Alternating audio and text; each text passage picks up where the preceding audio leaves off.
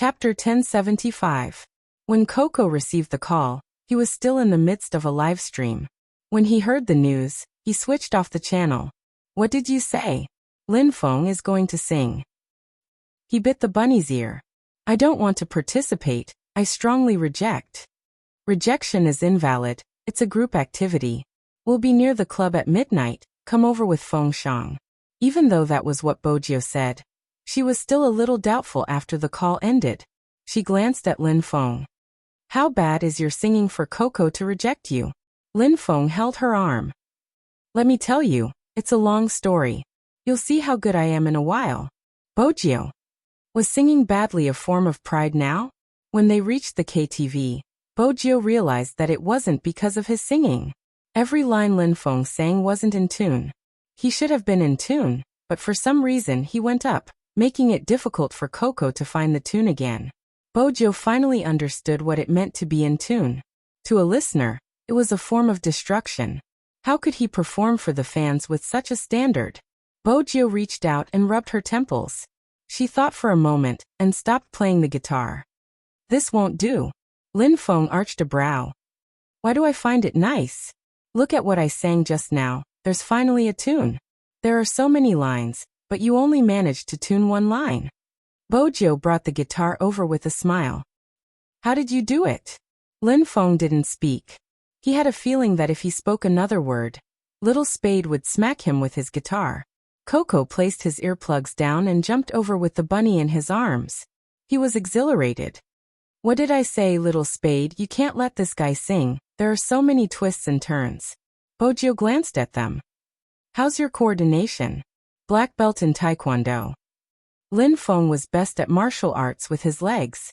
Bojio sized him up. Since you can't sing, you can dance. After you dance, you can even move your lips. Lin Feng. What the hell? What songs do youngsters like these days? Bojio scrolled back and forth in the KTV song selection area. Coco and Feng Shang looked at each other. You're the youngest here. Bojio paused for a moment before smiling. That seems to be the case. Most of the Supreme Alliance's fans were similar to her. There were many students. It was a parting occasion, so there was no need to be so unhappy. Bojio slid open the chart and listened to the top 3 songs. In the end, she settled on the middle song. This one. Coco, Lin Feng, and even Feng Shang froze at that moment. Their expressions were hard to describe. This song? Yes, this one. Bojio made the final decision. The other 3 looked like they had nothing left to live for. It was all thanks to Weibo this time. When Bojio returned to the Qin family, it was still peaceful. But it was only peaceful. Bojio walked into the house. Auntie Zhang, who came out with a cup of tea, pointed behind her with her chin and said in a low voice, "The young master is in the study." In this situation, Bojio could only turn and walk towards the study. In the study, Qin Mo was nearing the end of the call. On the other end, Magician insisted on an answer.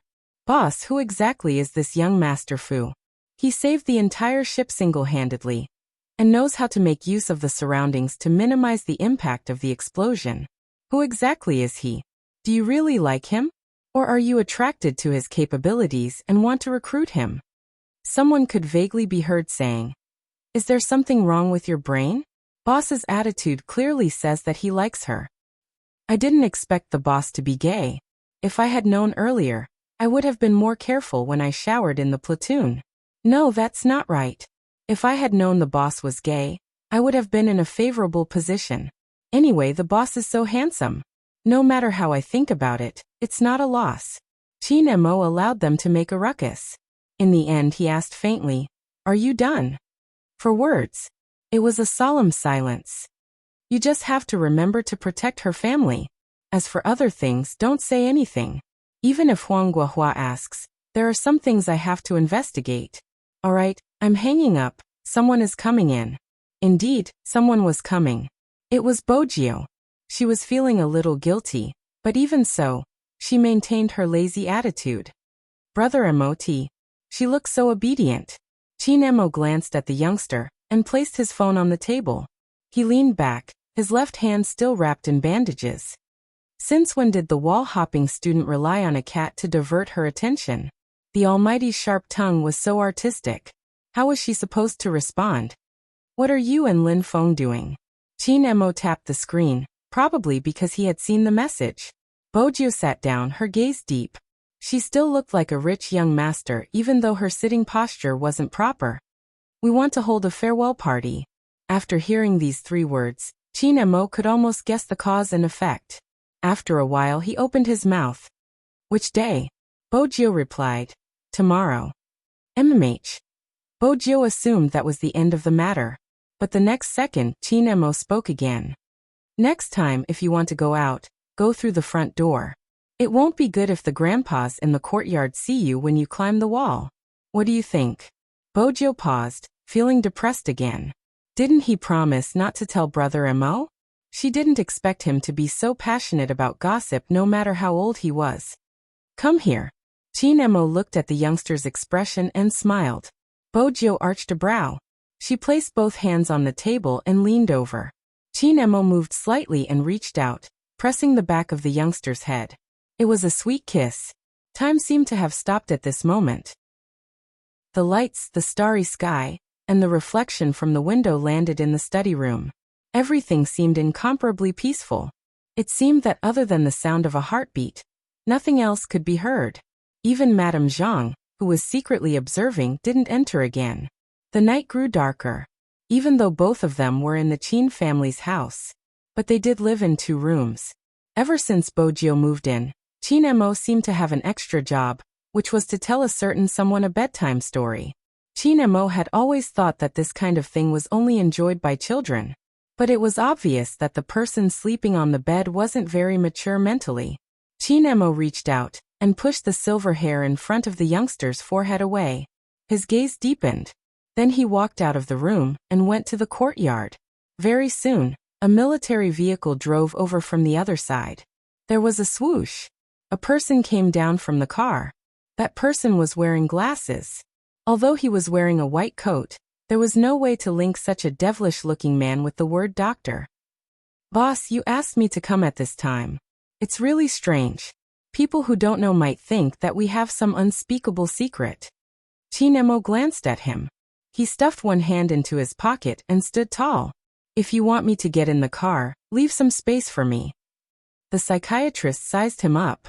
In the end, he couldn't see anything from that noble and handsome face. He sat back and took out a fountain pen and a pile of notes on his lap. Today we... Just as he was about to speak, Qin Mo interrupted him. That's right, it's very important, so I won't tell you anything about her. You don't have to think of ways to make me fall asleep. After all, this is a little difficult for you. The psychiatrist gritted his teeth and kept the pen. Honestly, he really wanted to resign and coach the new recruits in the army. Why did he have to come to his young master to suffer? Then tell me what you want to tell me. The psychiatrist had already given up.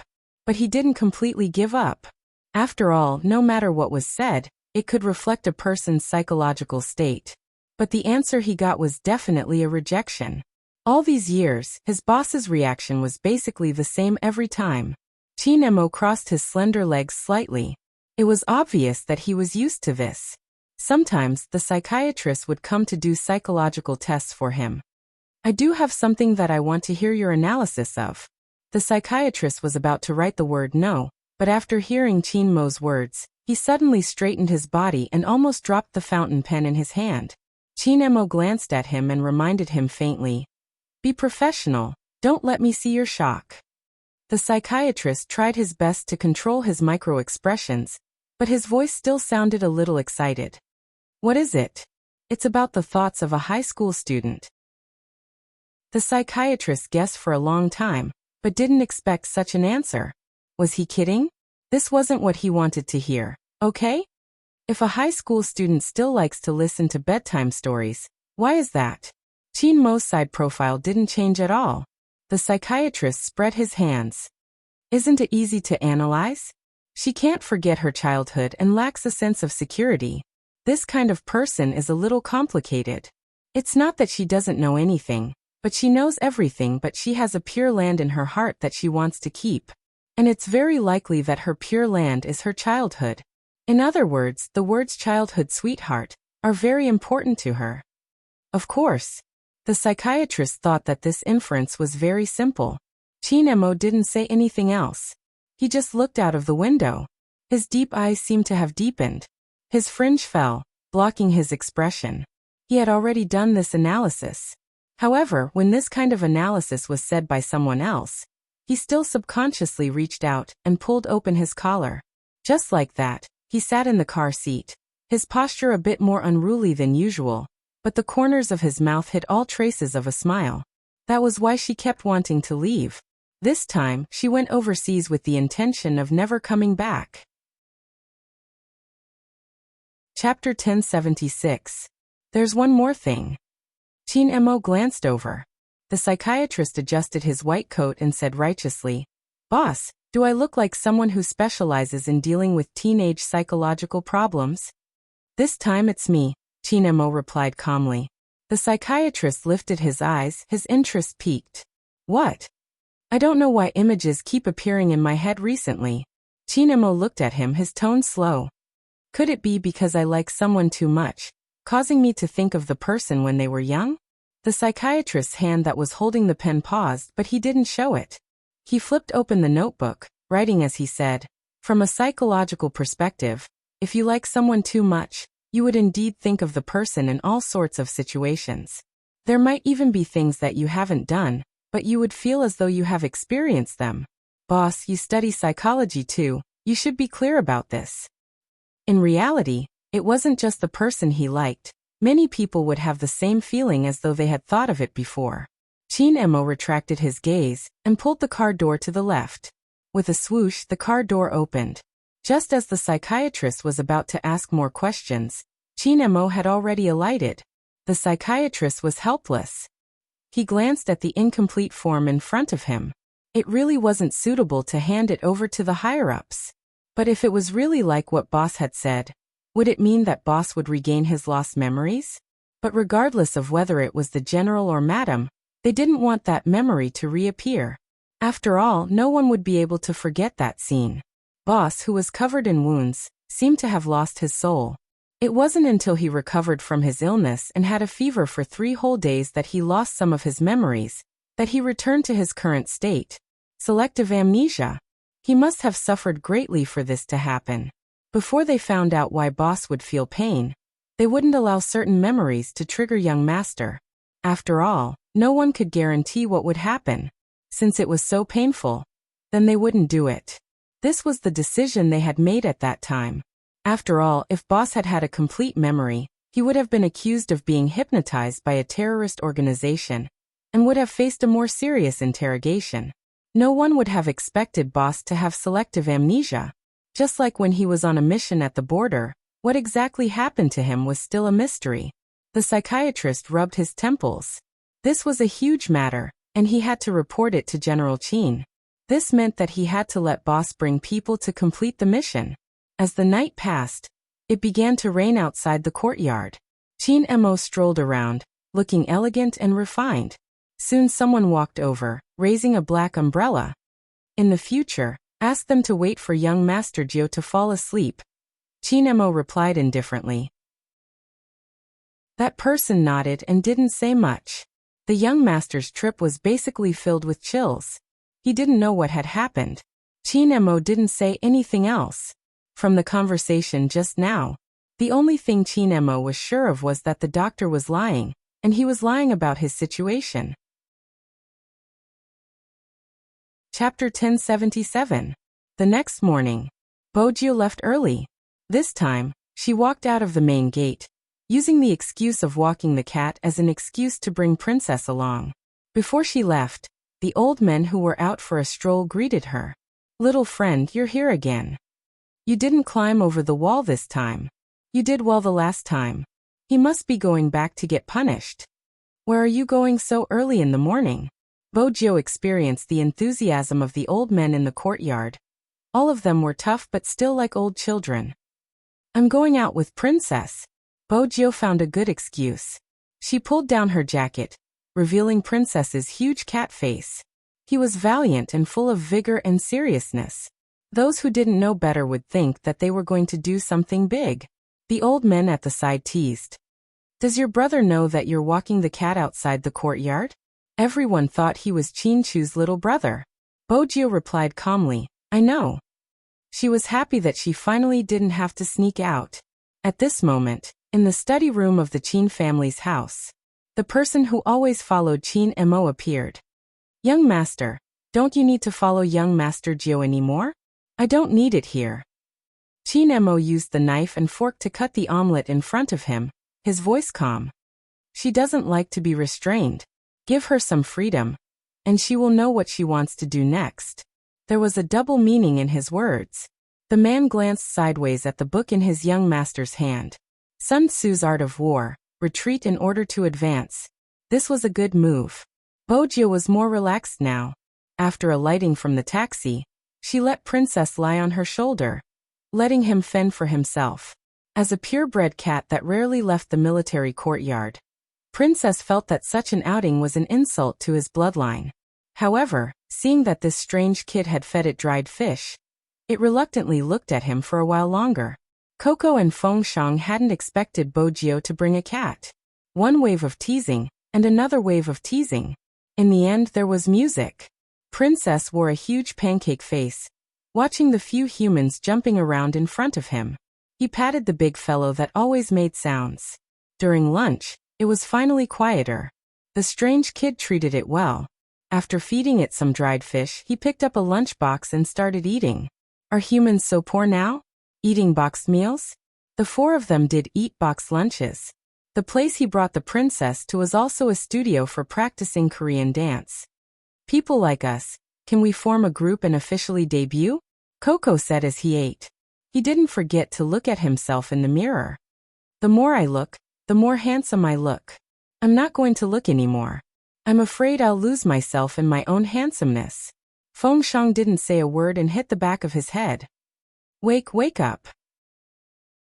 The two of them didn't use their mouths or their fists, they were just fooling around. Finally he quietened down and glanced at Lin Feng, who was still trying to find his tone. Coco leaned against the huge mirror, his voice low.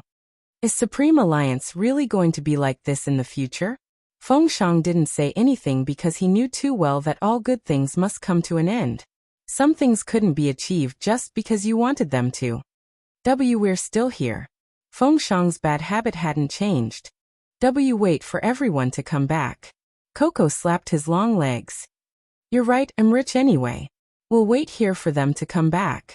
Both of them knew he was just comforting himself. Yin, who was overseas, and Lin Feng was going to start a company in the future. Their captain was gone. How could they go back just like that? Everyone probably understood this point, which was why they were especially serious during practice. 5 p.m. The four of them had officially graduated. From the rhythm to the repetitive movements and the proficiency with the lyrics, they were no longer the people of the past. Are you ready? Bojio asked the three beside her. Lin Feng pointed at his eyes. Do I have to wear eyeliner? Stage makeup. Bojio smiled devilishly. The lighting is dim, we'll take the car over. It'll start at 6 p.m. Coco tugged at his shirt. Am I too cute? Aren't you the type? Bojio glanced at the lit-up phone screen. It's Feng Yi. The other three immediately shut their mouths, glancing up at themselves in the mirror. Hello. Bojio stood up. Is the venue ready? All right, we're ready too, let's go. After hanging up the phone, the other three stood up together. Just then Feng Yi said, From my perspective, it isn't high enough, it's lacking a highlight. Think about it, what highlight is there? Bojio turned on the hands-free mode, allowing everyone to hear his words. Lin Feng fiddled with his hair. As long as I don't have to wear female clothes, I can find any highlight. However, Lin Feng didn't expect the youngster to laugh lightly. The young man chuckled and added, I'll wear it. 2 words. Lin Feng almost tilted his head. He must be dreaming. Was this kid crazy?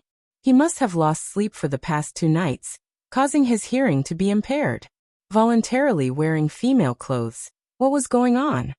Let me tell you, little spade, don't take a step back in order to advance. Don't think that if you sacrifice yourself, I'll sacrifice myself with you. I refuse to cross-dress in this life, Lin Feng said majestically. Coco and Feng Shang, who were standing at the side, finally managed to shut their mouths. After all, they were innocent people, unlike Lin Feng who had so many twists and turns.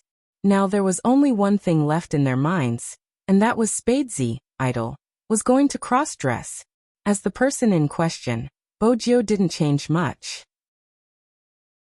She stuffed one hand into her pocket and used the other to pull Princess back into her arms.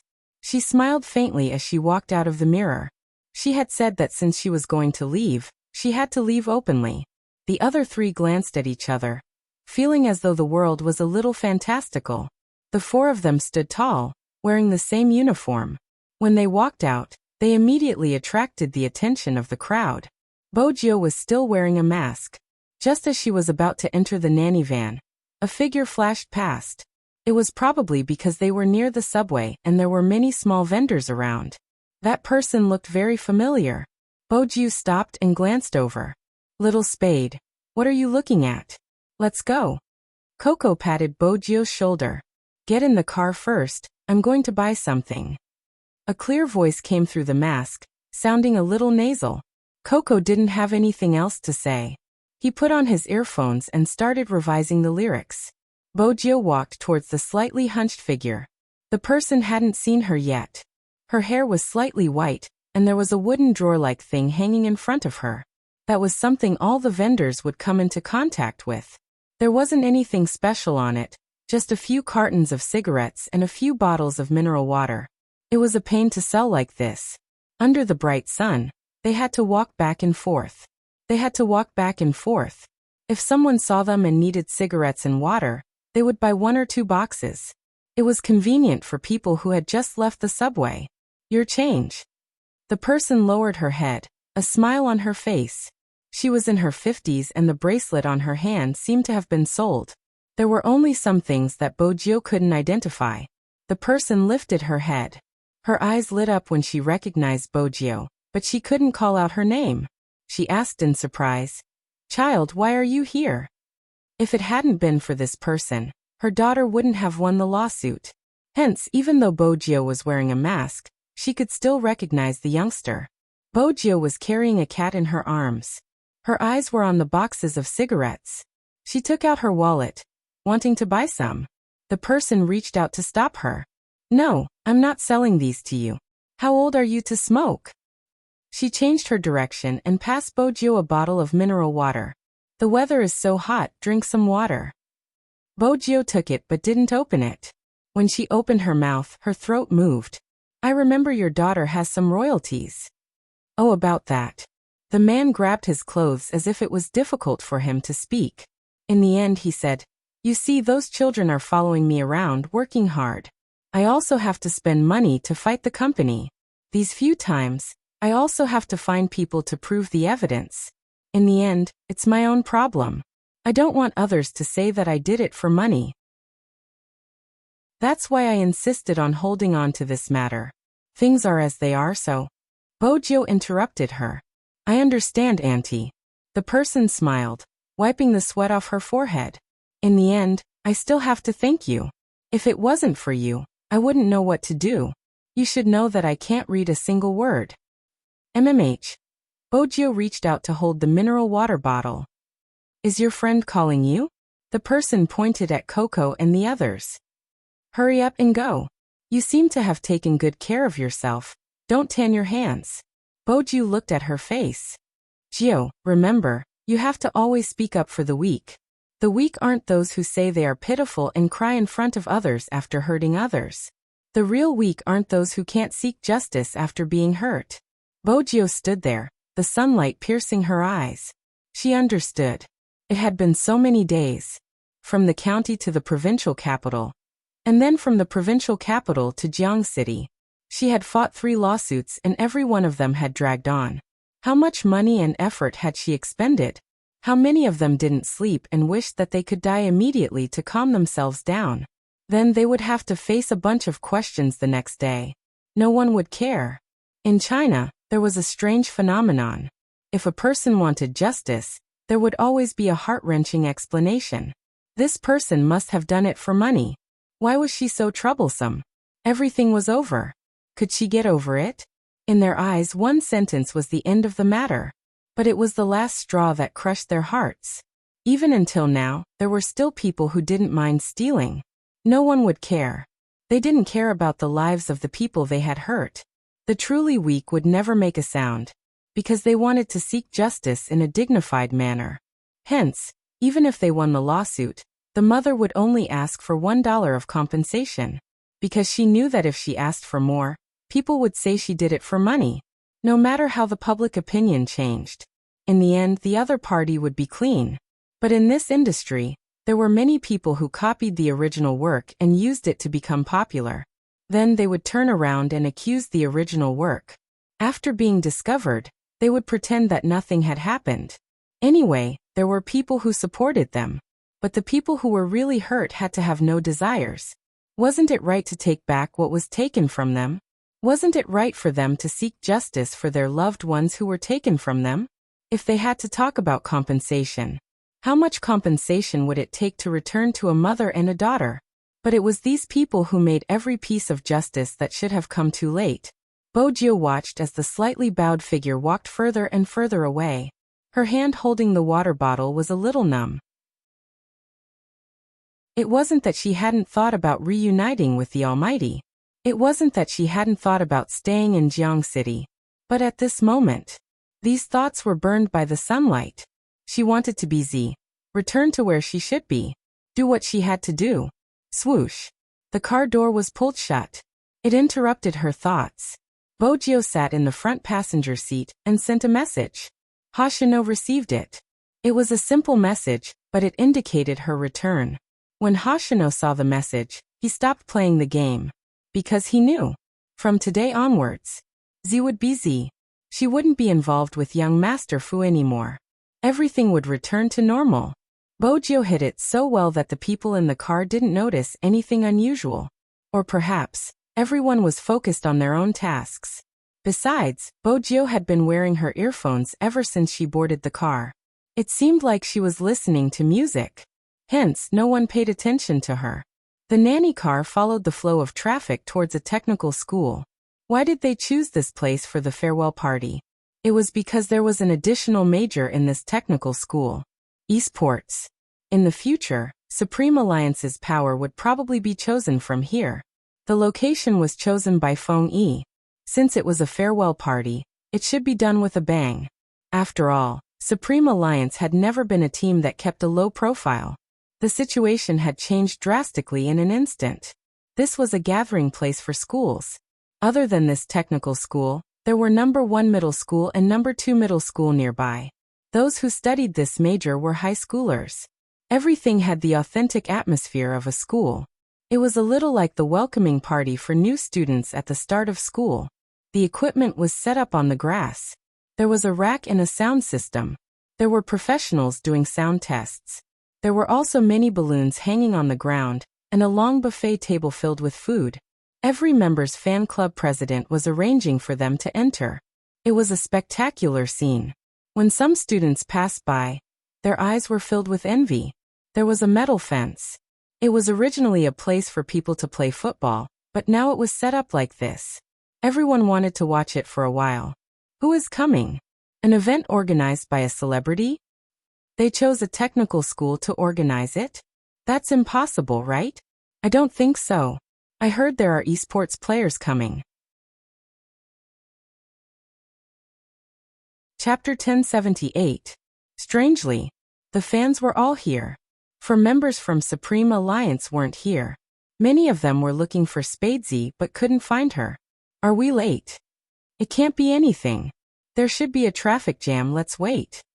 After all, it was different from the previous masquerade. This time, everyone didn't dress up exaggeratedly. It was just like a grand evening party in a school. But Feng Yi had replaced the host. As usual, he was dressed in a suit and looked like a smiling prince. He held the microphone in his hand and said, "There will be a special opening today." Just as he said this sentence, in the darkened area, all the lights lit up, shining on the corresponding balloons, adding an indescribable warmth. As for the opening, Feng Yi looked at the fans in front of him. then at Yunhu and Qin Mo, his lips curving into a smile. Let's give the stage to the 4 members who aren't here yet. What did he mean? It wasn't just the fans who weren't sure what was going on. Even Yunhu and Uncle Ian, who were in the same team, couldn't understand. Qin Mo stood in the middle, his bandaged hand in his trouser pocket, the other hand swirling the wine glass. When he heard Feng Yi's words, a glint flashed across his eyes, and he lifted his lids slightly to look up at Feng Yi. In that instant, all the surrounding lights were extinguished. Only the shattered stars were left in the middle of the stage. Swoosh! A beam of light fell, shining on the black piano. She saw a young man sitting there quietly. The young man's slender fingers were placed on the piano, and his handsome side profile exuded softness under the light. It was obvious that the youngster was dressed differently today, otherwise, she wouldn't have a belt around her waist and a headset. But at this moment, no one would pay attention to the youngster's attire, because the next second, the melodious sound of the piano rang out. It was very light, making it easy for people to hum along. It was obvious that the music had been rearranged. Just when many people felt that the theme was very familiar, the sound of the piano rang out. The youngster stood up suddenly, taking large strides towards the center. Her silver fringe was pulled back by her hair, revealing her beautiful forehead. The sound of the music changed. It was the same theme, but at this moment, it was bright and cheerful. It was also at that moment that the other 3 people walked up from the left and right sides. Each of them was wearing the same combat uniform and had a black earpiece on their left ear. Even their wrists were tied with the same black silk scarf. All of them gathered together, and the scene was so handsome that it was a little out of control. As they appeared, everyone held their breath. What are they doing? Before anyone could finish their words, Feng Shang opened his mouth.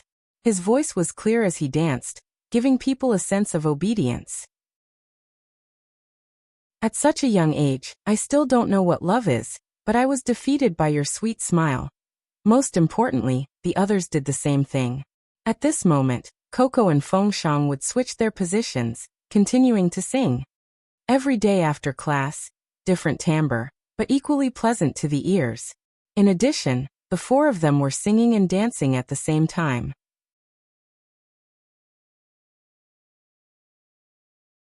Instead, it added a sense of unruliness to him. The 4 of them looked at each other and said, "I'll give you the best love." Then they bowed in unison. At that moment, the screams were uncontrollable. Some people even felt that it was a pity that the 4 of them didn't become stars. They were all fair and clean, but each had their own merits. How does it feel to listen to your favorite esports god sing? The live version of the handsome dance. It was mainly a heart gesture. Even if the heart wasn't for them, it was enough for everyone to cheer for a while. The passionate atmosphere couldn't be calmed down. Even Yun, who was in disbelief. After all, he was aware of Lin Feng's singing skills. But when he saw that person's side profile was covered in a thin layer of sweat, he smiled brightly, revealing his beautiful teeth as he walked towards him. Once again, Yun, who felt his heart beating wildly. Even his blood vessels were getting heated. The repeated tremors made him unable to control himself. He reached out and grabbed Lin Feng's wrist. The moment Lin Feng came down from the stage, he hadn't even stabilized his breathing when he was dragged backstage by Yin Hu. The so-called backstage was just a temporary place. But even if it was temporary, there was a door and a small changing room. Before Lin Feng could react, he was already pressed against the wall. "Are you an idiot?" Yin Hu's voice sounded extremely deep. What the hell? Lin Feng was about to explode again. He admitted that his singing wasn't good, but he didn't have to be an idiot, right? Dressed like this, Yin Hu continued, and singing such a song. Lin Feng glared. Wait a minute, what's wrong with what I'm wearing? Why do I look like I'm naked when I'm with you? F***ck move aside. Yin Hu didn't move. Lin Feng reached out to push him, but his hand was pulled back, followed by a turn and a kiss. No one could escape from such a kiss. It was as though he wanted to tear him apart and devour him. His thin lips were pried open, and he moved around inside, sucking heavily. A numbing sensation assaulted him. Since it was an enclosed environment, they could even hear the sound of kissing. Lin Feng even forgot to make a move. Anyone who was treated in such a way would have their mind go blank. His head was buzzing, and his thoughts were all in a mess. There was also an abnormal breathing sound. Yin, who was the one who ended the kiss. He seemed to have regained his rationality, forcefully pulling himself away from the sweet taste. He leaned his head against Lin Feng's left shoulder, his voice hoarse.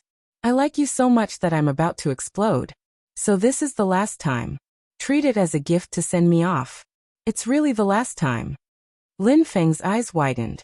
Lin Feng didn't speak, his face blank. Only his slightly red lips showed his current state. Yin, who straightened his back. The two of them fell into silence. It was probably because of what happened the previous time. It still didn't pass. Hence, even now they didn't know how to break the news. The youngster, who had been watching from start to end, noticed that the two of them weren't moving and the atmosphere seemed to be frozen. She had originally intended to guard the door, but when she glanced down at her watch, it was about time. She reached out and knocked on the wooden door of the fitting room. Even though she was already inside, Lin Feng and Yin Hu paused, turning towards the source of the sound. They didn't know if they should heave a sigh of relief or be annoyed. Why was Little Spade beside them? Bo Jiu expressed that she wasn't going to take the blame. They had discussed beforehand that she would be wearing female clothing today. The moment Lin Feng met the youngster's gaze, he seemed to have thought of something. He opened his mouth, about to speak. Bo Jiu was still hugging Princess, leaning against the wall, a faint smile on her face. Rather than the fitting room, you can find a car. After all, there isn't a third wheel in the car. Cough. Lin Feng decided not to speak. With the current situation, there was no way he could clear his name. Yin Hu stuffed a hand into his pocket, his voice calm. It isn't what you think. We are just fooling around. Who would be fooling around with kissing? Bo Jiu arched a brow. Yin Hu walked over, leaving behind only one sentence. He is straight. Bo Jiu didn't reply since she felt that the atmosphere between them wasn't the same as before. After Lin Feng heard Yin Hu's explanation, he smiled. Yes, we are just fooling around. His voice was obviously much lower. Bo Jiu didn't have time to ask. Lin Feng spoke again. Which set of female clothing are you going to wear? He was changing the topic. Bo Jiu understood. She glanced back and forth between the two of them, feeling that something was wrong between them. When Yin Hu heard this, he paused in his tracks as though there was something wrong with his ears. You're going to cross-dress? Immersing, I am. Bo Jiu walked over, twisting open a part that was covered. It was a pure black long dress that hung down, reaching her ankles. For some reason, Lin Feng felt that the dress looked a little familiar. But he didn't have time to think. Yin Hu asked, Does Captain know about your cross-dressing? No. Bo Jiu smiled. If I don't wear it, Senior Lin will have to. Was that the logic? When did he say that? Yin Hu was still frowning. Lin Feng was already resisting. Don't even think about making me wear female clothing again. That's why I will wear it. Bo Jiu lifted the dress, her movements swift. Even if you are leaving, you have to be handsome. Don't you think so? Lin Feng didn't understand why the definition of handsomeness was defined by cross-dressing. But that didn't stop him from supporting Little Spade's decision. He hadn't seen Little Spade in female clothing the previous time. This time, he had to see what Little Spade looked like. Alright, I'm going to change. If Almighty Yin wants to continue with Senior Lin, you can find another place. Bo Jiu smiled. Her words successfully made Lin Feng flush. Yin Hu could only remain silent. They walked out of the changing room together. Coco ran over. When he saw the two of them, he arched a brow at Lin Feng. What's wrong with your mouth? Mouth. Lin Feng seemed to have realized something. He changed his lines. It should be the hot pot in the afternoon, and the spicy pot in the afterlife. Coco hugged his rabbit, muttering. It wasn't that fresh during the dance. Does the chili have a delayed reaction? Lin Feng couldn't let him continue thinking. What are you doing here? I'm looking for Little Spade. Is he wearing female clothing? I told the fans that we are going to have a big move later. Coco couldn't hide the excitement in his voice. Lin Feng wiped the sweat off his forehead. He finally managed to divert his attention. Little Spade has already changed. He locked the door from the inside and asked us to wait outside. That's good. What do you think Captain's expression will be when he sees little Spade in female clothing? Ha ha ha, I really want to see it. Yinhu turned and glanced at the tightly shut door. He didn't tell the two simple-minded fellows that their captain had seen little Spade in female attire. But this time, Captain didn't seem to know about it.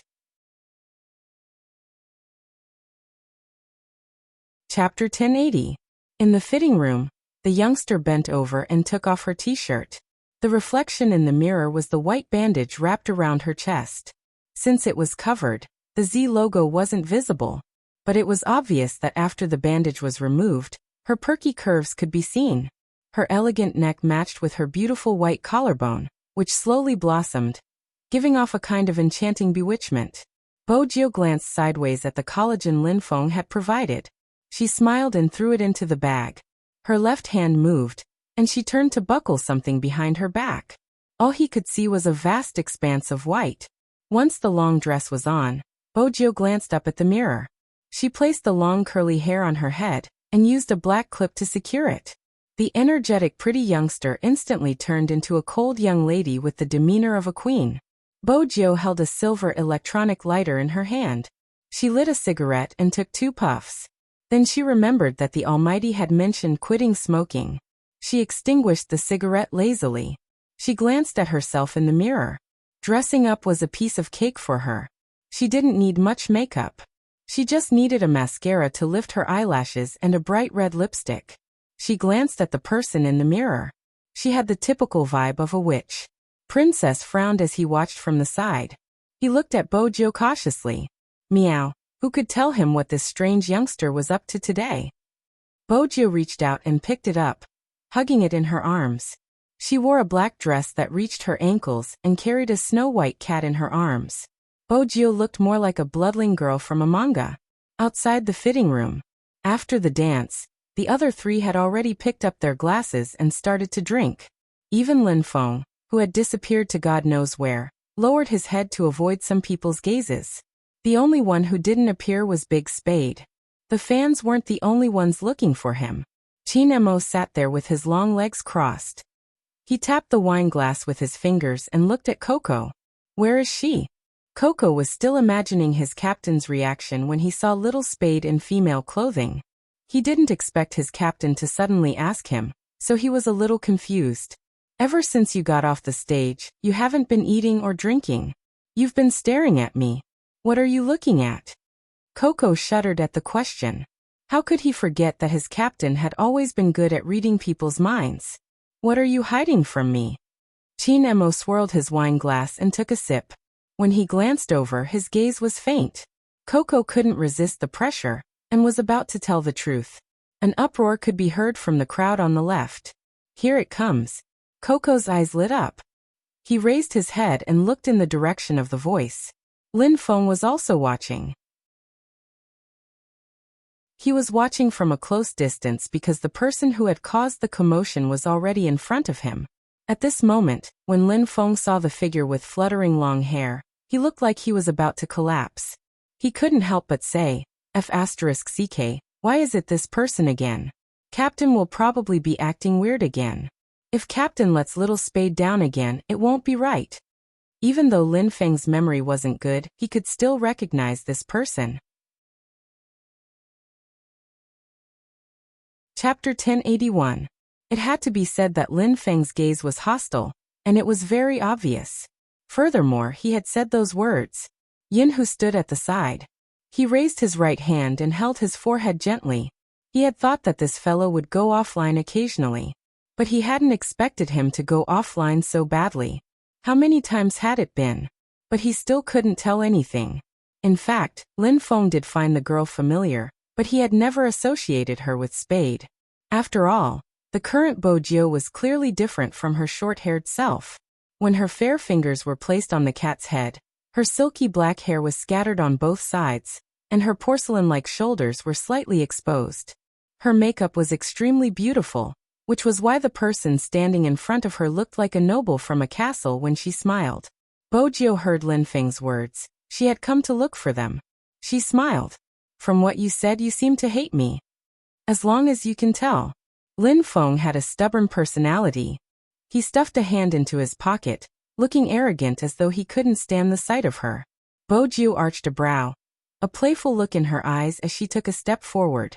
Lin Feng called out, "Don't come over, don't you know it's improper for men and women to touch each other?" Bojiu stilled, but in that instant, she lowered her body, still carrying Princess. She bent down, her side profile stunning, especially the faint smile on her face. "Senior Lin, if you continue to hide, I'm going to tell Coco and the rest about your kiss with Almighty Yun." Lin Feng stilled.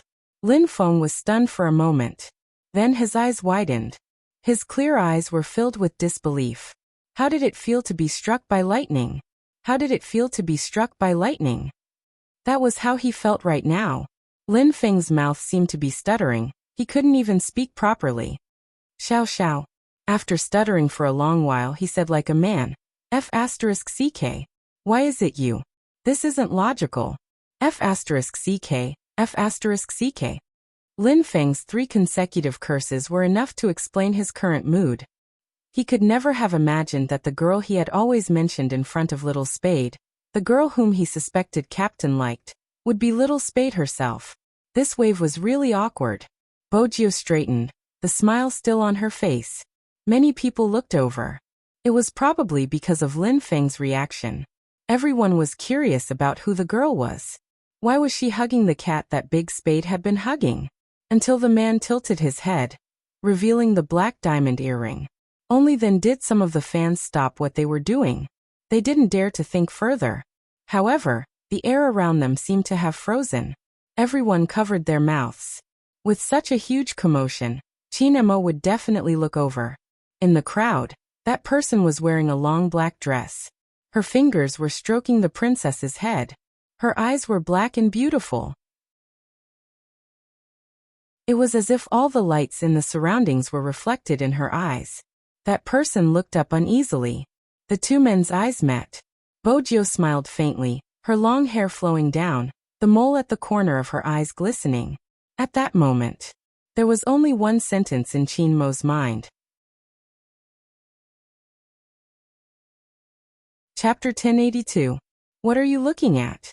Yin Wuyao was the last to arrive. His middle-aged man attire seemed out of place. He had a cigarette in his mouth as he followed Qin Mo's line of sight. It was rare to see Qin Mo like this. She hadn't expected to see a familiar face. The cigarette in her mouth loosened. She turned back to look at Qin Mo, only to see that his eyes were as deep as the waves of the sea, bottomless. Princess leaped down from her arms, circling towards Qin Mo. Qin Mo sat there, holding the white cat up. When he turned towards Bojiu, he said in a deep voice, "Come here." Bojiu smiled. She had to admit that the Almighty's expression had pleased her. She finally understood why the Almighty liked to see others shocked. Seeing his little secretary being shocked was also a very satisfying thing. Bojiu lifted her legs and walked over. Qin Mo stood up, lifting his black jacket and covering her head. Before she could react, Qin Mo stood up. She was forcefully pulled into someone's embrace. The next moment, the familiar scent of mint and tobacco entered her nose. It seeped in. The back of her neck was cupped, gently kneading and pressing. Her thin lips touched a slight coldness. Bojiu stilled. It wasn't just Bojiu. Everyone in the surroundings froze. Feng Yi only had one reaction. How was he going to answer to the media and fans? How dare Qin Mo kiss her in such an occasion? No one had expected Qin Mo to kiss her in such a manner. Even though he had covered her, everyone present knew what he was doing. His left hand was still wrapped in a white bandage. His handsome face was tilted. When he kissed her, the curve of his chin was stretched. His handsome posture made everyone's hearts race. The fans present had never imagined that there would be a day when their hearts would race when they saw someone kissing. But that was it. Their hearts were about to jump out of their chests when they saw the scene. It wasn't a kiss that could be easily moved away. Instead, he acted as if there was no one else around and announced in a domineering manner. It was as though he was using this method to tell everyone that the person in his arms was his. The moment their lips touched, Bojiu hadn't expected it. After he ended the kiss, he looked at her. His ears were filled with chaotic screams and gasps of disbelief. Bojiu reached out and held herself down. Her breathing was unstable, but she still looked devilish. She leaned over and kissed him again. The situation was somewhat out of control. After all, some fans couldn't accept it.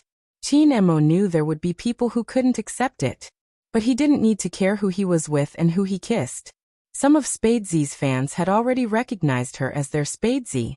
After all, some of them had already known the secret of Big Spade being a girl during the competition. However, when he saw it with his own eyes, his heart was still very different. The person who waved the mouse single-handedly completed countless first kills and showed off the entire audience. It really was a girl. And such a beautiful girl at that. And she and Almighty Chin were real. Perhaps it had always been true. Those interactions on Weibo, those ambiguous clues. She could still remember the pink flush that rose from the bottom of her heart when the bed photo incident happened. It wasn't their imagination. It could even be said that their imagination wasn't even a tenth of the two of them. When Spadesy's fans looked at Bojio, they smiled sincerely. But there were other fans. Some didn't think Bojio was a girl. They didn't recognize the person that Almighty Chin had kissed in public. When they realized that it might be Spadesy, everyone had a different expression. What exactly was going on? Were the two of them really gay? What was with Spadesy cross-dressing? It wasn't easy to control. Feng Yi had to step up as his manager. This was probably Supreme Alliance's style. He thought of many reasons to appease the fans, but he didn't fabricate any of them. Instead, he explained clearly. Big Spade gave everyone a surprise. He used cross-dressing to bid farewell to everyone. As for the relationship between the team members, it is as you can see. At this moment, he didn't seem to care about what the fans really wanted. Actually, it was clear that if they were just a couple, they might be cute. But if you were really gay, they might not continue to be cute. But no matter what, this was Supreme Alliance. The Supreme Alliance that had many problems. How did it feel to have a heart that was about to explode? It was so sweet that it was like honey. For the fans who liked this pair, it was simply sugar among sugar. To the other fans, they would rather not have attended this farewell party. Of course, most of them liked it. Because all the presidents of the fan club only said one sentence to those people. This is a farewell party. We might never see Supreme Alliance with such a lineup again. When they heard this sentence, the other group of fans quietened down. They lifted their eyes and looked over in the direction of the voice. The clothes they were wearing weren't uniform. It wasn't like when they were playing games, where they would look at the same uniform and feel their blood boil. There was Shui Yaoyao, Coco Fengshang, In Wu Yao Lin Feng Yunhu Spadesy Almighty Chin. After today, Supreme Alliance would be 3 people short. The Feng Yun CP was about to break up. Almighty Chin's hand was badly injured, and he might not be able to play games anymore. They seemed to have forgotten. What was their initial intention when they fell in love with these people? They wanted to see them play another game. Even if it was just one game. There would always be that person in countless nights in your life, telling you that in this world, there were things that could be obtained with hard work. That person was Shui Yaoyao, who they had watched grow up. That person was Almighty Chin, who had turned the tide with his own strength. That person was the youngster who stood in front of the huge screen, his head slightly drooping because he had lost a game. No matter who they were with, it seemed to be their freedom. Especially when the two of them stood together, not afraid of anyone's gaze, their foreheads touching, a light smile at the corner of their lips. Some of the fans were relieved.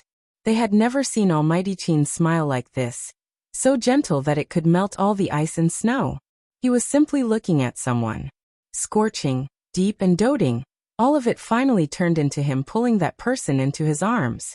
With a faint smile he said, "Little hooligan." Bojio. Who kissed first? This was probably how love should be.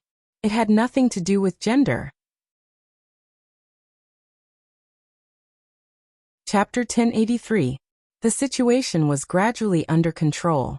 When it was about time, Feng Yi instructed the president of the fan club to guide the fans out of the venue. It was impossible for Bojio not to be photographed. After all, in such an environment, many things couldn't be avoided. Coupled with her cross-dressing appearance, it was truly breathtaking. The people who posted the photos were loyal Supreme Alliance fans. Basically, they were like this. Initially, when I saw Lin Feng's cross-dressing photo, I didn't think there would be a man more suited to cross-dressing than him. But now that I saw Big Spade, I realized what it meant by the pupil surpassing the master. She's so beautiful. Sob sob sob. Once such a photo was exposed, there would definitely be many people reposting it. The fans were interesting, tagging Lin Feng every time they reposted it. Gradually, the topic of discussion shifted from Spade Z being the only one cross-dressing to the fact that Supreme Alliance was probably the most cross-dressing team out of all the esports teams. Moreover, their outfits were outstanding. The other teams also reposted the photos of Spade Z cross-dressing. Xiangnan's Zhao Sampang said directly, "What the F asterisk CK? Little Spade, tell me if you have an older or younger sister. If you do, tell me your contact details now." It was probably because of his words that she was roused up. Many experts in the esports industry followed suit. Their goal was to find Spade Z's older or younger sister as their girlfriend. Such discussions spread rapidly on the internet. The popularity of the reposts was obvious. There was another comment. "I have two goddesses now, one is Goddess Luoluo and the other is Big Spade. My goddess, oh no, my almighty is really beautiful. There's nothing wrong with that." As the other party involved, Luoluo replied and tagged Bojio. "Where did you buy the dress? Hurry and introduce me to the shop. In the future, you can wear this when we go shopping. No one will think you're a man." Someone immediately replied, for example, "My idol and goddess are going shopping together," and so on. Feng Yi didn't bother about it since it would be more natural to discuss in such a manner. Even if the media asked, he could reply normally. It's a farewell party. He cross-dressed to bid farewell to his fans. He wouldn't say anything else. Some of the media knew about Lin Feng cross-dressing. Spadesy wouldn't find it strange anymore. In fact, even the members of Supreme Alliance didn't think too deeply about it. This could be seen from Lin Feng's performance. He sized her up, caressing his chin. Then he lifted his arm and placed it on her shoulder. "I have to say, you're still the best when it comes to cross-dressing. I, Lin Feng, admit defeat. From now on, I'll give you the title of the prettiest girl. You're so beautiful it's suitable." Bojio arched a brow and was about to speak. Lin Feng heard a cold voice by his ear. "You don't want your hand anymore?" That kind of voice, even if it wasn't very close, would still make people feel pressured. Lin Feng's back stiffened. Why didn't anyone tell him that the captain was back? Qin Mo had something to deal with just now. After all, there were still some details that needed to be discussed on Feng Yi's side. Qin Mo didn't expect that someone would cause trouble for him after he left for a short while. Lin Feng's scalp turned numb. He gulped and quickly retracted his hand, trying his best to act as though nothing had happened. Qin Mo walked over, holding on to the youngster's wrist naturally. His handsome side profile was emotionless as he said, "Let's go." The other members of Supreme Alliance had already learned how to survive from the wave of kisses. They tried their best not to look at their captain and Little Spade when they were together. But even so, the captain didn't have any intention of hiding it at all. Holding hands at every turn, Coco and Feng Shang glanced at each other. They retracted their gaze in unison, pretending that they weren't looking at holding hands but at the sky. Other than Shui Yaoyao, everyone in the team felt that their captain had turned completely gay this time.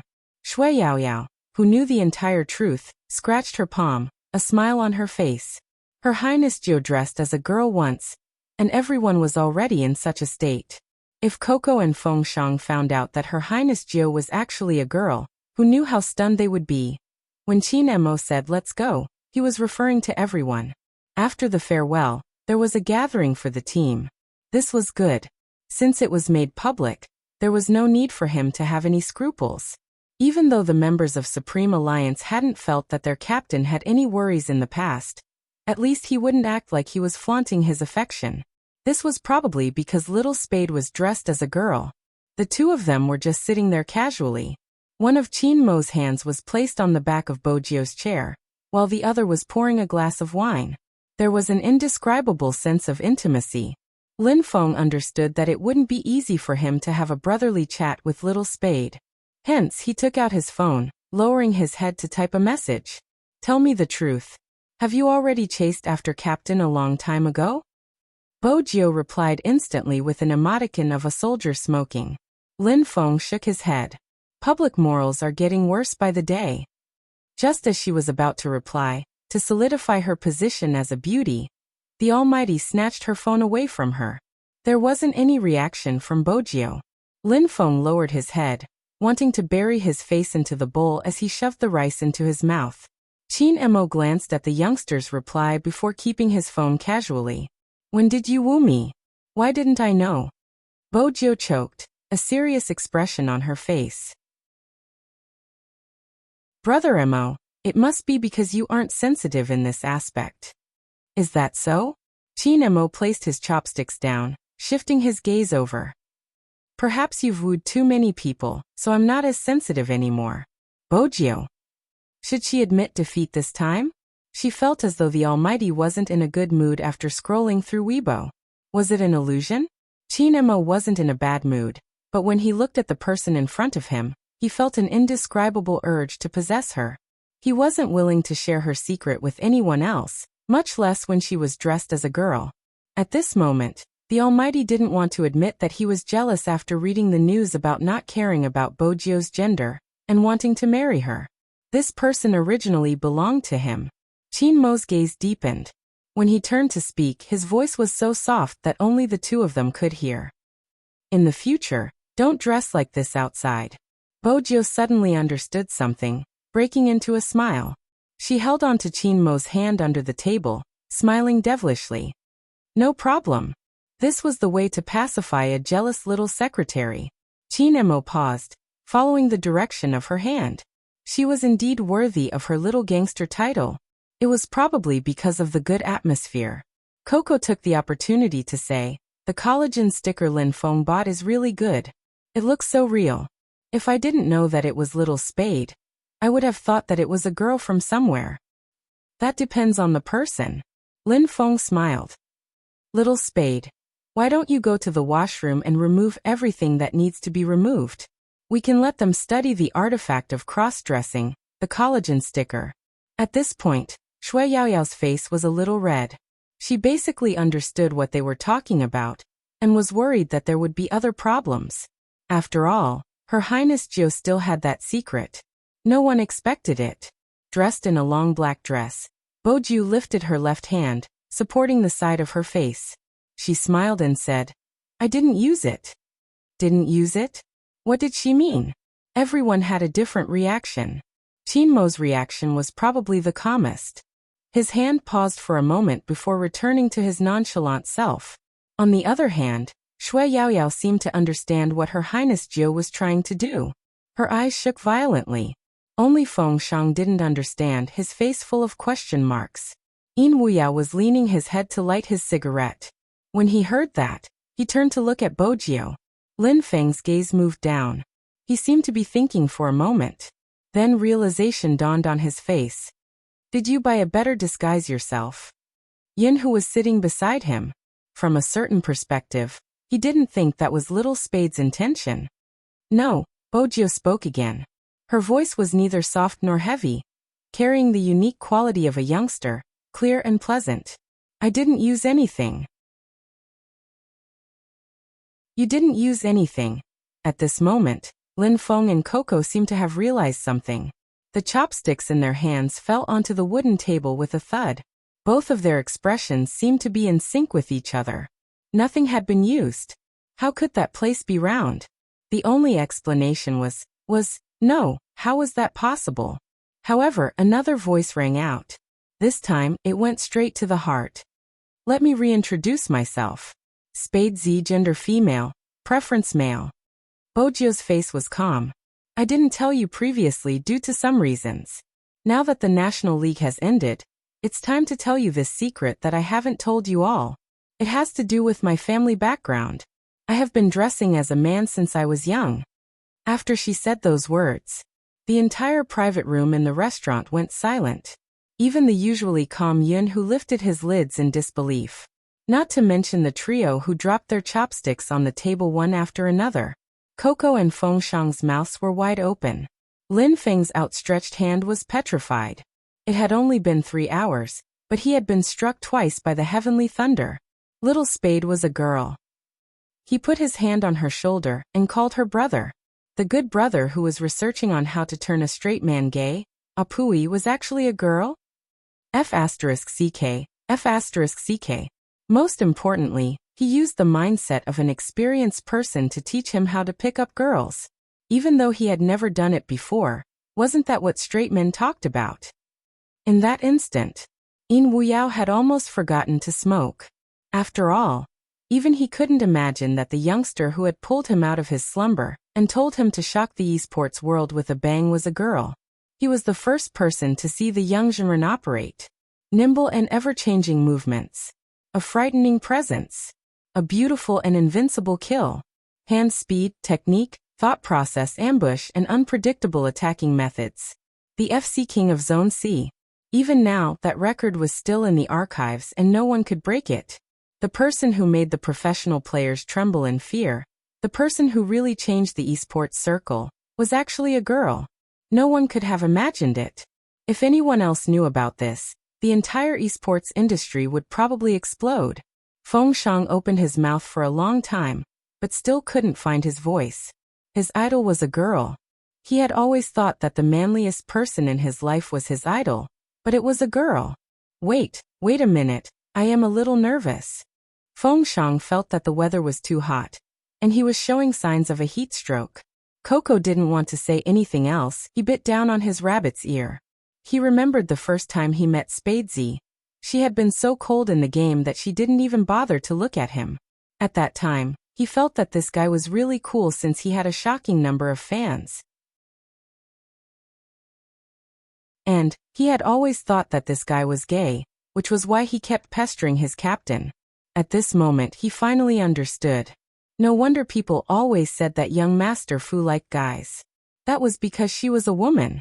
Coco couldn't describe his feelings at this moment. He felt that he needed to calm down. After all, he had been beaten up by a girl in the game before. It was really annoying. But on second thought, he wasn't the only one who had been beaten up. If Zhao Sampang and the others found out about this, they would probably be petrified. Yinhu reached for a wine glass and touched hers. To us, you will always be Spadesy, regardless of gender. Yes. Lin Feng slapped his thigh, wanting to put his hand on her shoulder out of habit. When he met Qin Mo's gaze, he straightened, his expression incomparably serious. But Little Spade, you have to let me digest this fact. After all, it's really inappropriate for men and women to touch each other in the future. In Wuyao was still young after all. He held his glass and smiled. Cheers to our team having a second female member. I really didn't expect this, little captain. This glass of wine had to be drunk. Bojio stood up, holding the wine glass in one hand. She was unprecedentedly serious. Even her gaze was deep. This should be a toast to everyone. Thank you for giving me a chance to fight side by side, which I have never had before.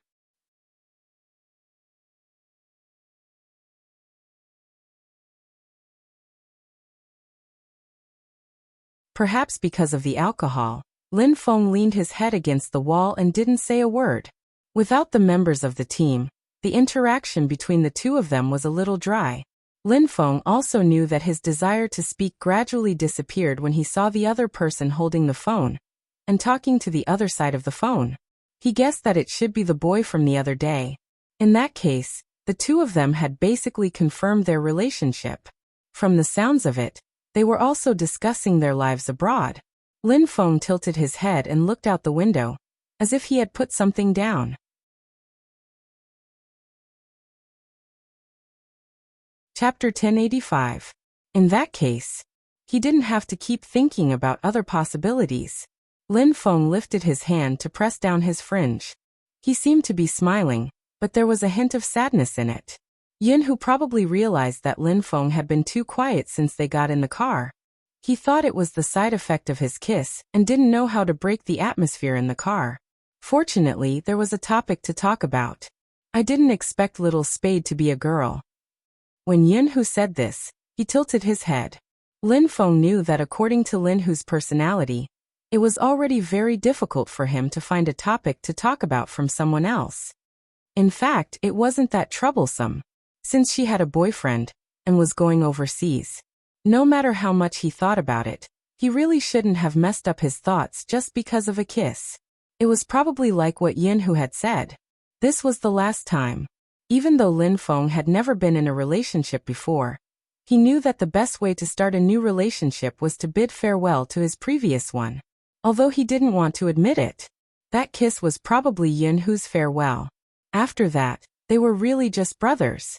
Lin Feng adjusted his emotions. When he looked up again, he was much more natural. I didn't expect Little Spade to be the one who appeared at the masquerade. I feel like my intelligence is being challenged. Aha! I want to tell Zhao Sampang and the others about this and let them experience what it means to have their intelligence crushed. From today onwards, I am going to doubt my life. Once they returned to their previous state, the atmosphere in the car changed for the better. Yinhu chuckled lightly. Silly and sweet person, I never expected you to overthink things. Hey, what are you talking about? Do you want to fight? Lin Feng reached out and locked Yinhu's neck from behind. He didn't use much force. The corners of their mouths curled up. Lin Feng felt much more relaxed now. After thinking it through, everything wasn't so complicated. When they got out of the car, there was a clank under his feet. Yinhu was in front of him. He looked at him and was about to retract his hand. Lin Feng used the force to steady himself. He put his hand on Yinhu's shoulder. Let's go. Lin Feng used to do this often. He liked to put his arm around his friend's shoulders. Because of this, Yinhu had always wanted him to change this habit. Because he didn't want to see this person being so close to others when they weren't together. Indeed, Lin Feng had changed. Old Jiang City's young master's style was vividly displayed on him. He had the spirit of not being able to get along with others. Believing his words, he could only put his arm around his best brother's shoulder. But ever since that day in the room when he saw Yinhu doing that to his photo, Lin Feng hadn't put his hand on Yinhu's shoulder like today. Over the past few days, Yinhu had been hoping that this person would return to how he used to be. He hoped that when he saw him, he wouldn't avert his gaze, and when he got close to him, his body would freeze for a moment. That was the last thing he wanted to see. That was why he found someone to act with him. He was afraid of his guard. But at that moment, Yinhu realized something. What he was most afraid of wasn't being on guard. He was afraid that things would really go according to what he thought, and that they would return to the way they were before and only treat him as a brother. Apart from being brothers, they no longer had any possibility. The scenery of the military compound didn't change. In the center of the room, there was also a model of a small fighter. There were specialized people standing guard. If they walked down this road, they would reach the Lin family's house. Yinhu knew that if he didn't say it today, he might never have the chance to say it again. Actually, your phone seems to be vibrating. Lin Feng interrupted him and glanced at his house. Alright, I'll go up first. As a person in love, don't be like Captain and Little Spade, torturing a single dog like me. Do your research overseas and come back when you have time. Perhaps when you come back, I'll be different from before. I might even have a girlfriend, but there's one thing that won't change. I'll probably always be as handsome as I am now. Yinhu watched as he smiled faintly. The words actually, as long as you ask me to stay, I won't go overseas, seemed to be stuck in his throat. He probably wouldn't care if he was really in love. He would also understand that there would always be a banquet that wouldn't end. He could even say the words girlfriend so easily. Yinhu's fingers moved slightly. When he looked at Lin Feng again, he only said one word. Alright. Good night. Lin Feng stuffed a hand into his trouser pocket and turned to walk in. Yinhu had never expected that to be the last time he would see Lin Feng in the courtyard. Because the next day, the Lin family's house had been emptied. At that time, his mother had laughed and asked him, "You didn't do a good job as a brother. You said that the two of you grew up together and had such a good relationship. You didn't even know the Lin family's recent movements. The Lin family probably won't be in politics anymore. Lin Feng has really done well this time. The new place he moved to is very close to the Lin family. I heard from your Auntie Lin that Lin Feng plans to start from the bottom. I'm afraid the next time you want to see him will be the day you leave." Yinhu didn't know how to describe his feelings at that time. When he pushed open the window, The opposite side had become completely empty. Even the calculator that was placed there was gone. It turned out that it was so easy for a person to disappear. Ever since he was young, he had been used to it. The moment he pushed open the window, he could see that person tugging on his slippers, ruffling his black hair and looking at him in a daze. At first, he had thought that he would have to adapt to these habits when he went overseas. But he had never expected things to turn out like this. He had always been thinking about going overseas. He really wasn't sure what had happened to the Lin family. Yunhu's first reaction was to make a call. At that moment, he really realized that things wouldn't be the way he had imagined with Lin Feng.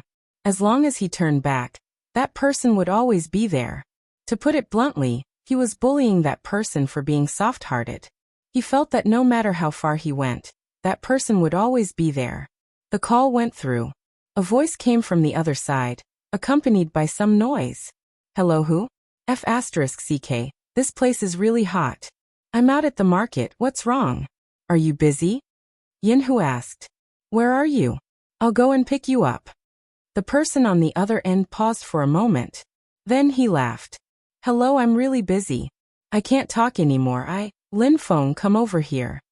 Someone's voice came from the other side of the phone. Okay, I'm coming. Lin Feng didn't even have time to say goodbye before hanging up. Yunhu listened to the low voice that didn't belong to Lin Feng. That extremely magnetic voice made his fingers paused. When he looked at the phone that was hung up, Yunhu's expression was one of confusion that he had never seen before. He felt that he finally understood what it felt like to be replaced. Even if Lin Feng had concealed his identity to work for the Lin family. But that voice was very familiar. It was the most valuable headhunter that the Lin family had hired. That person probably didn't know Lin Feng's identity. Otherwise, he wouldn't have spoken in such a tone. But that tone made Yunhu feel as though he was sitting on pins and needles. Everyone in this circle probably knew that that person was interested in boys.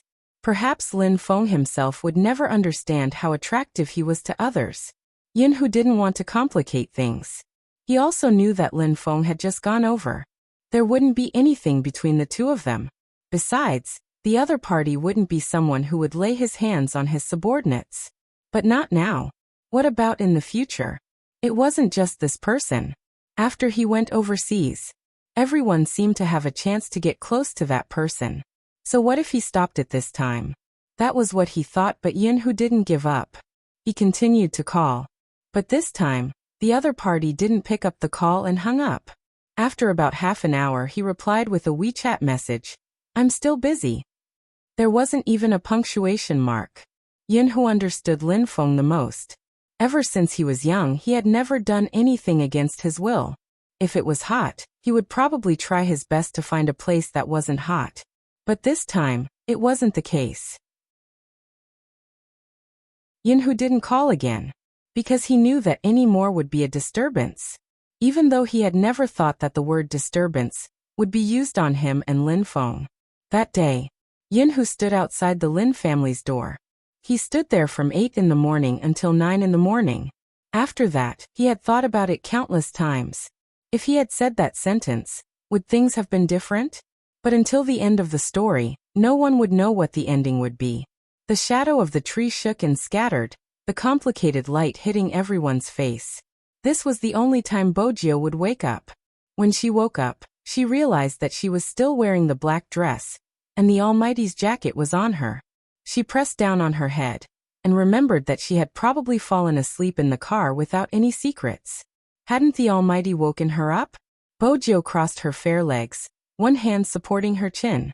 She frowned slightly as she thought about a serious question. How had the Almighty explained to Madame Zhang and the others? Why was she wearing female clothing when he was carrying her? What are you up to, sitting there alone? A magnetic voice came from the side of the door. It was Qin Mo. He was holding a tray with porridge, side dishes and fried golden steamed buns on it. Bojio straightened her back, a beautiful smile on her face. I just wanted to ask if Brother Mo saw Madame Zhang when he brought me in yesterday. No. Qin Mo replied faintly. Bojio instantly relaxed. That's good, Madame Zhang wouldn't have to explain if she saw us. Indeed. Qin Mo sat by the side of the bed, pinching a lock of her black hair leisurely. His lips curved into a faint smile. But I met my mom.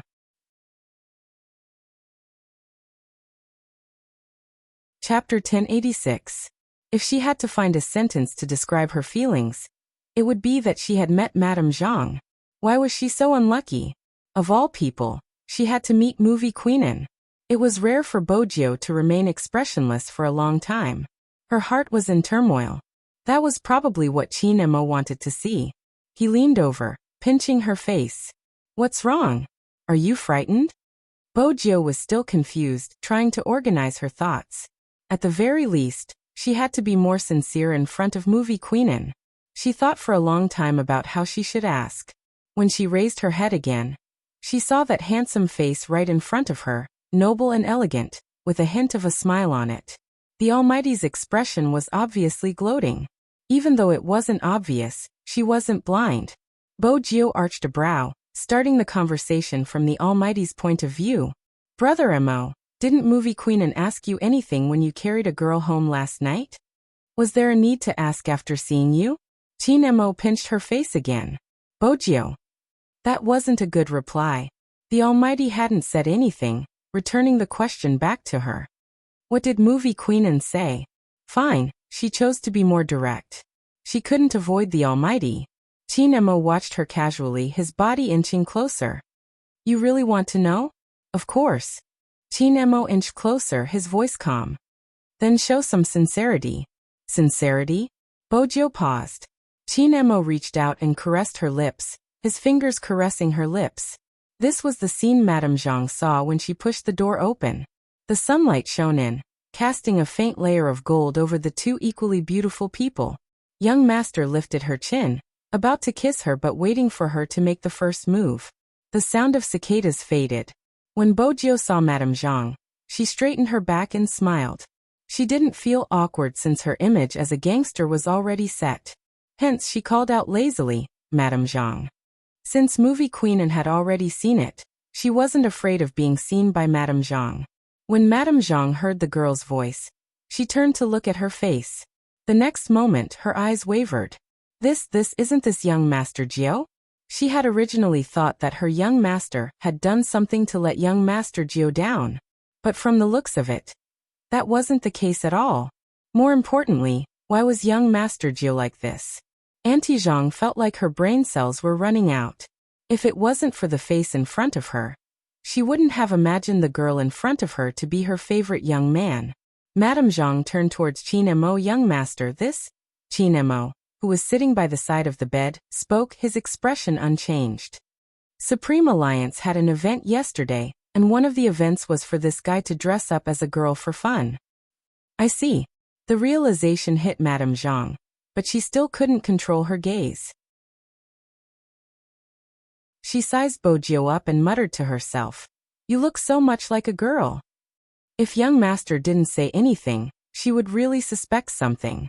Auntie Zhang only had one thought. She took out her phone and said, Madam will definitely be shocked to see young Master Jiao like this. Crack.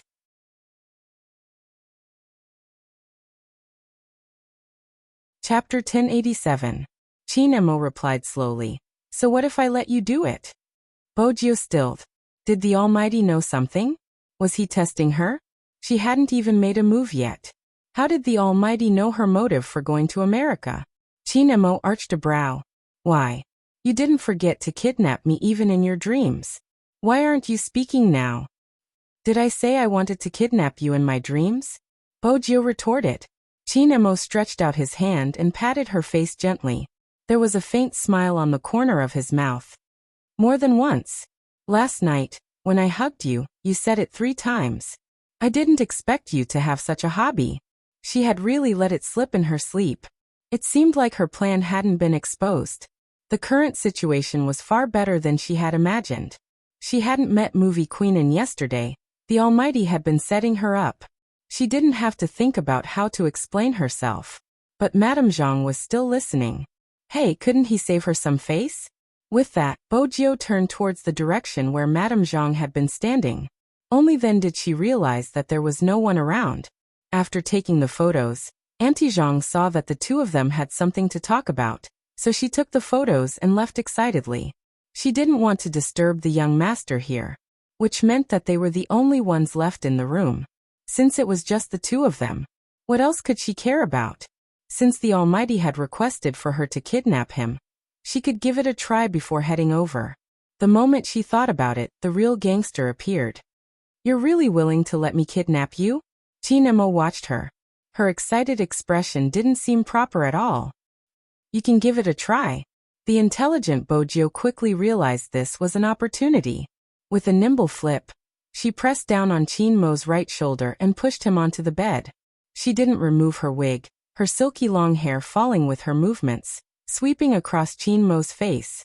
Chinemo glanced up, his bandaged hand hanging by the side of the bed. He watched as she pressed him down, his gaze moving downwards. Today, Bojo was wearing a knitted black dress. When she did this, not only were her fair collarbones exposed, even her curves and long, snow-white legs were visible. Especially when he bent his long legs, he couldn't help but want to hold them in his hands. Chinemo retracted his gaze, his eyes deepening by an inch. Something seemed to have reached a critical point. At this moment, Bojo was still deep in thought about how to tie him up. By the time she reacted, the hand that was originally hanging by the side of the bed had already wrapped around her waist. His fingers slowly moved up, to her back and the back of her neck. Finally, his fingertips delved into her restlessly hot hair. Bojo stopped abruptly. At that time, she could clearly feel the change in his breathing.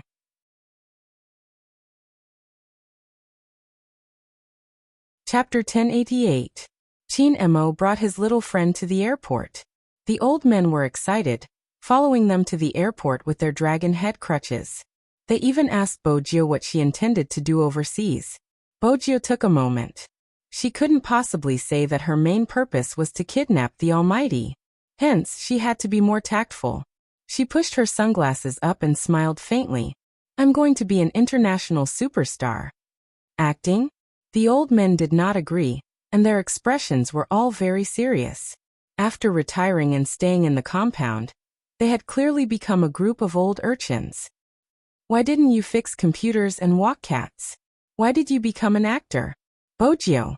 His words made sense, she couldn't refute him. Another old man tapped his dragon head crutches, his aura strong. "Old way, this little friend isn't fixing computers, he's playing games. I know he's good at computers, right? Isn't it better to stay in the courtyard? There would be someone to help us move those water droplets. The one I'm raising will recognize this little friend." Chinemo held onto his boarding pass, standing tall and slender, his lips lifted into a smile. "Grandfather Wei, you must be joking. Do you lack someone to help you move your water droplets? Wasn't there someone standing in front of your door to take care of your plants?" Old General Wei didn't wish to speak. He just liked the little friend next door who was giving him a cigarette while walking his cat. What was wrong with that? Chinemo understood the old man's intentions, his smile didn't fade. He reached out and held onto her wrist, his voice calm. "Don't worry, I'll bring this fellow back and continue to send you cigarettes secretly. But you have to take care of your health, it's better to smoke less." Cough.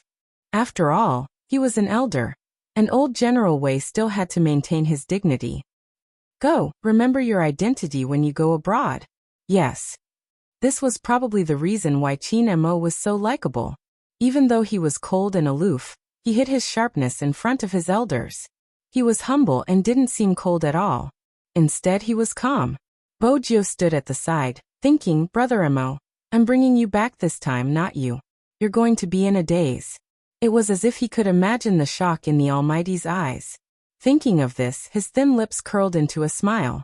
Blocked by the black mask, the youngster's handsome face was tilted sideways, and his tall nose could be seen, which was still very handsome and eye-catching. The two of them were equally eye-catching. They walked through the security checkpoint together, and boarded the plane together. They were the focus of attention the whole time. When they entered the first-class cabin, the beautiful stewardess came over with a blanket. Only then did everything return to peace. Bojo was starting to feel drowsy. Chinemo shifted his shoulders, allowing her to lean on him. He held her hand with one hand and sent a message with the other. He was noble and inviolable. When the air stewardesses walked past them, they couldn't help but discuss. It was the last test takeoff. Chin Mo turned off his phone. The plane took off, and after less than 14 hours, it landed in New York City on the Atlantic coast. As the world's largest economic center, this city directly affected the global financial, media, politics, entertainment, and fashion world. As long as you drive on the avenue, you can see the world-famous Statue of Liberty. This city was filled with modern European-style buildings.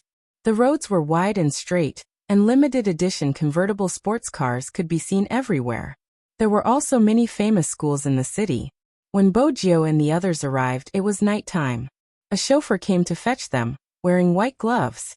When he saw Chin Mo, he greeted, "Young master." When she saw the Maserati parked by the roadside, Bojio was almost certain that the Almighty was here to receive him was the Yin family's overseas influence. That was the case. The Almighty was indeed a favored son of heaven. There was no need to talk about the Chin family. They were a classic example of an upright young man. The Yin family only had one maternal grandson. It was no wonder the Almighty hadn't been moved when she had used money to buy him when they had been young. It was a pain to be too rich when one wanted to woo a girl. Bojio opened the door and sat down. Chin Mo sat beside her. The moment they entered the car, she received a call. It was Movie Queen and had arrived 2 days ago, and was removing her makeup on the set. She looked elegant, but she couldn't hide her happiness. "You can't take Gio away, do you hear me?"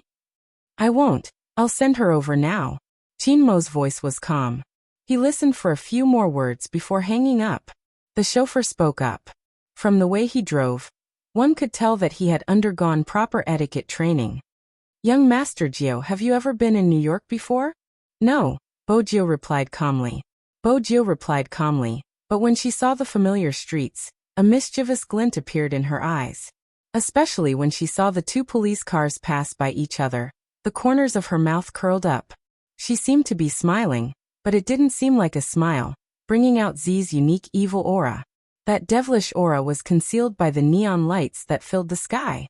The chauffeur didn't notice anything amiss. Instead, he glanced at the youngster and smiled. "Young Master Gio, in front of you is the famous Times Square. Do you see the largest billboard? The people that appear on it are definitely international celebrities. Every year, when we welcome the new year, more than 500,000 people would gather here to count down.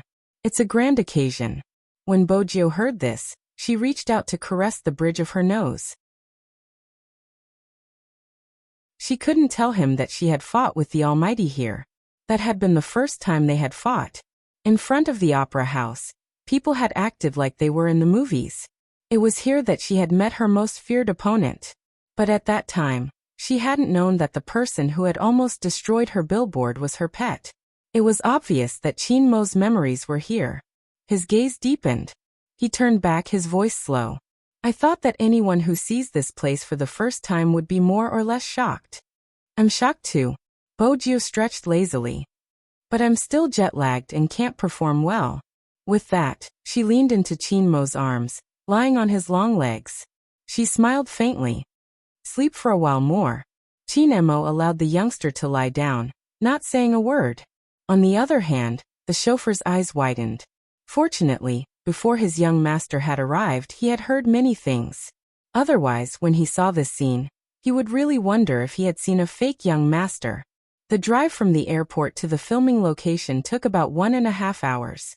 Bojio carried a black backpack and jumped out of the car.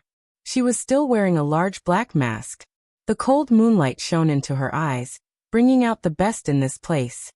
"Once you're done, send me a message and I'll come fetch you." Chin Mo wound down the car window, his side profile handsome and elegant. Bojio replied, "Okay." Then he strolled into the crowded Star Creation Plaza. At this moment, another figure walked out from the side of the sports car. She stood beside the car and called out, "Young master." Chin Mo glanced up and said, "Follow her and only show yourself when necessary." "Yes." The silhouette didn't make a single sound as he walked. It was obvious that he had received specialized training. Chin Mo reached out, and the car window rolled up. If he wanted to know what she was up to, he had to give her some freedom. Otherwise, it would only backfire. After all, a certain someone would never stay there quietly. Especially when you let your guard down. She would always take the opportunity to scratch you. He knew that feeling well. It wasn't painful, but it would always be there. Chinemo knew that she had already started planning her escape route. If there were many guesses in the past, after coming here, a certain someone's behavior had proven one point. She wanted to do something. Chinemo played with the silver cigarette lighter in his hand. He turned his head and lit a cigarette. His voice was still calm. Let's go to the old place first. I need more information about Z. Yes, young master. The sleek black sports car drove into the bridge. It was at the biggest Star Creation base. Bojo was thinking as she walked. She might have to make some last-minute adjustments to her plan. It was simple. She thought of the Qin and In family's power, but neglected the Almighty's own power. Back then, he had almost caught her in the act. This meant that he had people here. Boju lifted her head and looked up. She didn't know what she saw, but her eyes lit up. She thought she knew how she had managed to distract the attention of some people. She just needed a little modern technology and a little magic. Just as Boju lifted her lids, a person walked over with a gloomy expression. A man with a gloomy face walked over with a dissatisfied expression. He didn't even notice if there was anyone in front of him. Or perhaps even if he noticed it, he would push her away the moment he saw a yellow-skinned person. Go away, you little hindrance. He said these words in English. He was a local after all. No, he should be called a local celebrity. He was a classic international celebrity. The muscles on his arms were firm, and he was well developed. He was strong and could fight. He was handsome with thin lips and a high nose bridge. He was a classic pretty boy here. He was also the third male lead in this movie. Since she wasn't prepared, the moment she was pushed, Bojo relied on her instinctive reflexes. She leaned to the side beautifully, her eyes cold. She didn't suffer any physical injuries. Bojo wanted to pick up her shoulder bag and continue walking. Unexpectedly, a voice came from the other side. It was a rare excitement. Jio. Bojo turned, stuffing a hand into her pocket. She arched a brow. Director. Jio, you're finally here. That's great. The Americans would hug people when they were happy, even if it was an international director. But her back was patted by a bare paw. Bojo felt slightly pressured. I'm happy to see you again. Where's movie queenin? She's filming the next scene and she's still trying to get the feeling. She did tell me that you would be coming, but I'm still surprised. When the director spoke in Mandarin, there was always a sense of awkwardness, but this was still considered good.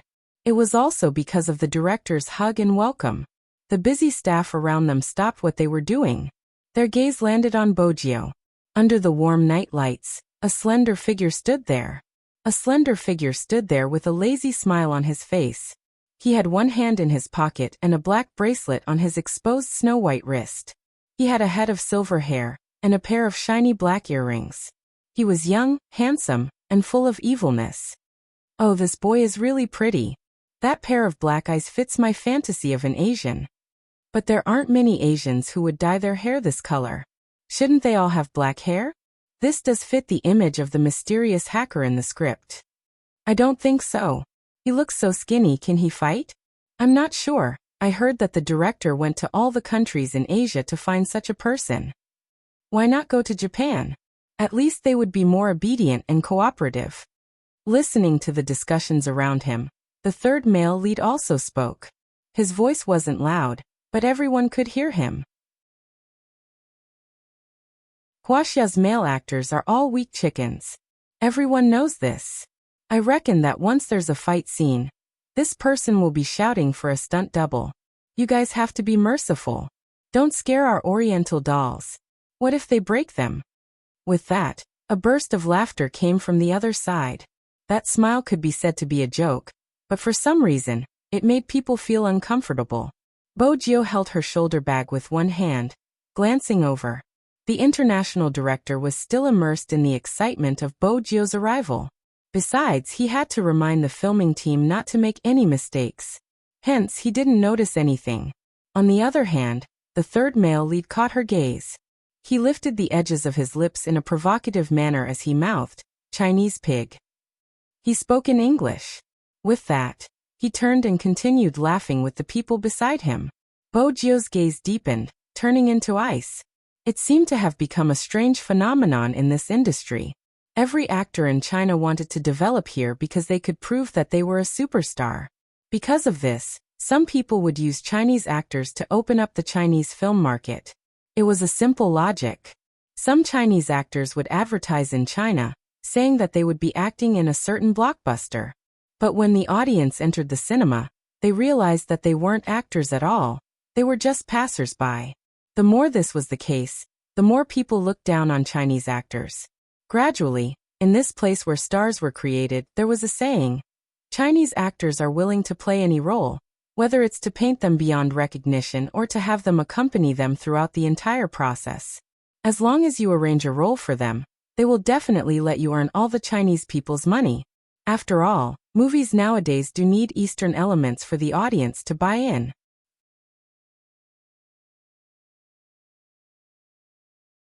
Chapter 1089. This was also the reason why the third male lead could be so unscrupulous.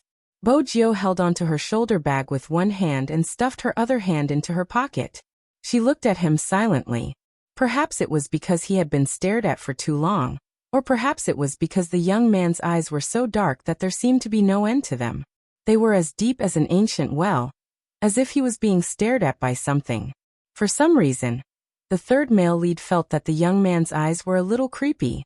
It was this feeling that gradually turned into anger. How dare a B***** look at him with such a gaze? Did he know the rules? Did he know that every Chinese actor who came here had to respect them? Since he didn't know, he would teach him a lesson. The third male lead smiled at Bojio, the disdain and mockery in his smile obvious. The people around them were still laughing. After less than half a minute, the international director walked over, his face filled with excitement. Come, take a look at the script. I'll get someone to explain the scene to you. Bojio retracted her gaze, her chin nodding. Who is he? You want to get to know Alan? The director laughed. That's great, the two of you have scenes together. His scenes haven't started yet. Why don't you get him to explain it to you? Bojio seemed to be thinking about something. She smiled mischievously. Sure. Alan, hey Alan. The director called out to the third male lead. The person called Alan walked over. He was indeed polite to the director. Even if he was hostile towards someone, he would hide it. The director patted his shoulder. Explain the scene to Gio. This is his first time acting. First time acting? Director, I'm really worried that even if I explain the scene to him, he wouldn't know how to act, Alan said jokingly. But it was obvious that he looked down on Bojio. The other two actors also turned to look at them. One of them didn't approve of Alan's actions. Since the director had chosen the actor, he must have his reasons. Besides, they would only know how the other party would act. Alan obviously didn't think so. The moment he saw that the other party was from China, it was a headache. Even so, there was no need for the people around to stand up for an outsider. After all, their impression of some Chinese actors was that they didn't have many productions, but they liked to show up on the red carpet. It was undeniable that there were still some outstanding actors. But to a certain extent, the person in front of him didn't have any acting skills. Here, acting skills were the deciding factor. The international director frowned and said, "That's because you don't know Gio. He just needs to be himself in this movie." Since that's the case, then I'm indeed worried. Alan would not embarrass the director on such an occasion. He reached out and took out the script. Let me tell him about the scene between us first. The director smiled and patted his shoulder again. Someone called again. The director had no choice but to tell Bojio, "I'll go get busy. Listen to the content, and we'll start the rehearsal." All right. Bojio didn't seem to be affected at all. Her lips were curved into a faint smile. In that instant, Qin Mo's shadow could be seen on her. Have you been alone for too long? Even his temperament would be a little similar to that person. After the director left, Alan's expression changed. His face was full of mockery. Oh no, I forgot that you Chinese actors are extremely bad at English. Don't tell me that you can't understand what I'm saying after talking for so long. That would be really awkward. The people around them saw that Bojio didn't have much of a reaction. They thought she really didn't understand. Alan laughed again and placed the script at the side. I really don't understand where the director found such a dumb pig like you. You're wasting our time. Alan. Another actor couldn't stand it anymore and reminded him. Alan saw that the other actor was just a little smaller than him and didn't bother about him. Mind your own business. Right at this moment, the youngster spoke. She was still in the same lazy posture with one hand in her pocket. Her voice was pleasant and slow.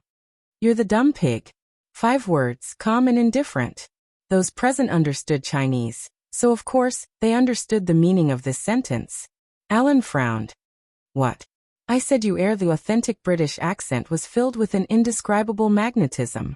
The young man's unique voice was like gurgling water, penetrating Alan's eardrums bit by bit. I say, you're the stupid pig. She spoke in both English and Chinese. Alan's face was filled with anger. He really looked like a piece of pig liver. After all, he hadn't expected this youngster to not only understand his words, but to even repeat them in 2 languages. This was a slap to his face. You. Alan was furious. It was as though he was going to beat someone up. His right hand had already grabbed the youngster's collar. The veins on his arm were popping. His aura was terrifying. His manager held him back. Calm down, Alan, calm down. This is the person the director brought. Alan gritted his teeth and swung his arm. His eyes were like a venomous snake as he spat out his serpent's tongue. Just you wait, little brat. Bojio smiled faintly. She reached out to tidy her collar. Sure, I'll wait. The more she acted like this, the angrier Alan became. The rage burned him to the point where he almost lost his rationality. There was also a Chinese person working behind the scenes. He reached out and pulled Bojio back. Then he turned to the manager. I'll pull him down for a chat. The manager heaved a sigh of relief and waved his hand. Bojio allowed a person who was almost 30 years old to pull her. That person said, I know you're angry after hearing what he said. But you have to be careful when you're here. Don't look at him. I heard that he has dealings with people on the American highway. If you provoke him in the filming set, he will still be worried about the director. He won't do anything to you, but it's hard to say in the future. Besides, with your current state, even 3 people wouldn't give him a beating. So we're going to allow him to scold Chinese pigs? Bojio interrupted. The man turned back. There were already some wrinkles at the corner of his eyes. He sighed before saying, None of us are heroes. It's good to be patriotic, but it's not good to be too reckless outside. I want to retaliate like you. Let's talk about something else. When I first came here, I was tricked. But what could I do? My family's only money was used to send me overseas. Washing dishes here makes more money than in China. It wasn't easy for me to get a job, and I can send money back home every month. If I retaliate, it would mean losing my job. A rich young master like you probably doesn't know how hard it is for a Chinese to find a job in America. Some kind-hearted people will tip you when they see you dressed poorly and treat you well. But most of the time, it's a problem with the system. It's all about survival, do you understand? Bojio paused after hearing his words. Why don't you go back? The man didn't reply. He just shook his head. There wasn't a single person who didn't miss home. But more importantly, they had to support their families. Bojio knew that it was already good enough that he had pulled her away. After all, there were 2 people who didn't even care about her. They were probably worried about getting into trouble. That was normal. But she was the young master of a rich family. She didn't lack money and didn't need to support a family. She just needed to support an almighty. Hence, Bojio glanced up. Her gaze landed on Alan, who had kicked the thing away. Her gaze was icy cold. It was time for some people to swallow their words. The international director was really busy. Otherwise, he would have noticed the abnormality. The other actors who knew about this were worried about the youngster, but they didn't want to get involved. Alan was still watching Bojio from afar. His gaze was bloodthirsty. Someone walked over, wanting to help Bojio. I didn't expect your English to be so good. It was the local actor who had spoken up for Bojio. But I have the same reminder. Really, don't provoke Alan. Thank you. Bojo had grown up here. She knew there were good and bad people in every country. There was no doubt that bad people had to be beaten up.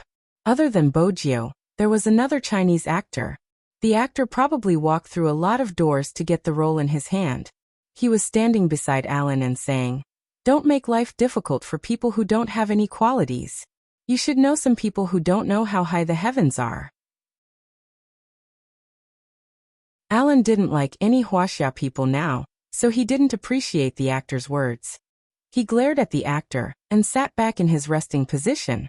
The male actor had no choice but to walk over to Bojo. "You should apologize to Alan. Don't you know you're representing China?" Bojo unwrapped a lollipop and placed it in her mouth. When she heard his words, she glanced up and asked calmly, "You still know about face? How refreshing." "You. What kind of manners are you?" The actor clenched his fists. Bojo was devilish. "Why are you talking about manners with people who aren't human? Move aside, I don't have time to beat you up." The actor laughed. "Do you know how popular I am in China?" Bojo arched a brow. "I'm not sure. It seems like your definition of fire is bragging." The male actor's face darkened with anger. "You probably can't imagine how much my fans love me. As you can imagine, there will be fans like idols." Bojo's voice was still lazy. "If not, why would there be someone like you? You sure know how to suck up, but you're the one who doesn't talk about China and its reputation the most." The actor still wanted to say something. The director had already walked over from afar. The male actor could only swallow his words. He pretended that nothing had happened and walked to the side. "Gio, how's your understanding of the script?" From his words, it wasn't hard to tell that this international director couldn't wait for Bojo's audition. Bojo lifted the script in her hands. "I just started." The international director was a little disappointed, but he knew that he had been too impatient. His assistant reminded him in a low voice, "Sir, should we let this actor try on her makeup and costume?" "Right. Could a character act well and have a sense of presence?" Other than skilled acting skills and her own looks, there was another important factor. It was what people in the industry called fixing the makeup. Everyone knew how many characters were ruined by the hands of the stylist. This was a principle that had been taught in movies and television. But there was one thing that a person couldn't handle. Some styles were also important, even though the director had a lot of say in the production team.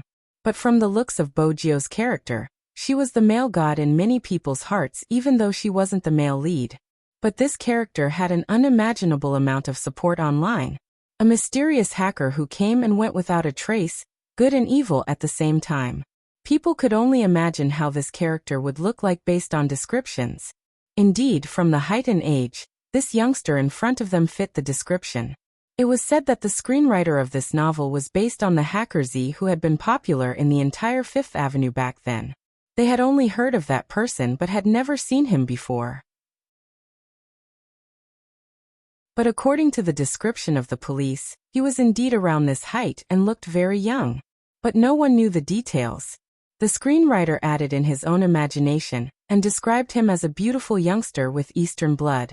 The original sentence in the novel was described as follows. "The night breeze blew past. The youngster's messy short hair didn't make him dispirited. Instead, it added to his noble aura. He was like an Eastern vampire aristocrat. The pure black windbreaker with a hood covered his face, revealing only the curve of his chin. But that curve was enough to leave people with endless fantasies about his handsomeness. Hence, the youngster's appearance was passable. Even in this production team with a superstar, he was exceptionally good-looking. But the assistant felt that the youngster was a little too soft compared to the character he was going to be acting. Would he be able to bring out the aura of the character after he wore the costume? After the assistant's reminder, the director remembered. "Oh right, fixing the makeup. Gio, go and put on your makeup and clothes first. You just have to take a look at the script during this time. We'll be going through the scenes later, so that you can get used to the rhythm here. It's fine if you can't remember your lines." Bojo smiled and asked, "Which scene?"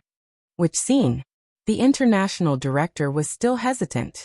At the start, he had wanted Gio and En to act together so that he could get used to the scene faster. But now that En had finally found the feeling from the previous scene, He had to act for a while more.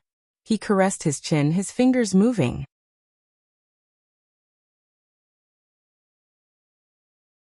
Chapter 1090.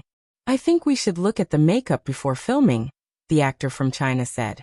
He glanced at Bo Jio and pointed out, this role is too important. If the aura isn't strong enough, the audience won't be satisfied and it might affect the box office and reputation. As soon as the words box office and reputation were mentioned, everyone paused. After all, as a filmmaker, to put it bluntly, these two aspects were the most important. The director had spent so much time looking for someone. If the aura wasn't strong enough, it might ruin the original work. There would definitely be a backlash, and that was the last thing they wanted. Hence, from a certain perspective, the actor was right. The makeup was the key. But he didn't jump out to speak because of the movie. It was because of what had happened previously. He wanted to vent his anger, and at the same time he could get on Alan's good side. Why not? The director could tell that there was another layer of trouble in his words. He frowned. He had thought that since they were all from China, it would be easier to get along. He hadn't expected this actor to be the troublemaker. Under such circumstances, the other actors watched. She was obviously trying to make the director take a step back. The international director had a temper too. He narrowed his eyes and was about to speak. But Bo Jio walked to the assistant's side first. She used the youngster's unique voice, pleasant and magnetic. Where do I go to get my makeup done? Ha! The assistant almost wanted to thank the person in front of him for being so sensible. Otherwise, if the director were to flip out, the situation would definitely be awkward. Fortunately, the youngster spoke up in time. Here, come over here. The assistant hurriedly reached out. Bo Jio followed behind her, the warmth in her eyes gone. The makeup artist was famous in the industry. Honestly, he hadn't expected much from her at the start. But at this moment, when he looked at the youngster again, the dark eyes didn't seem to have any impurities.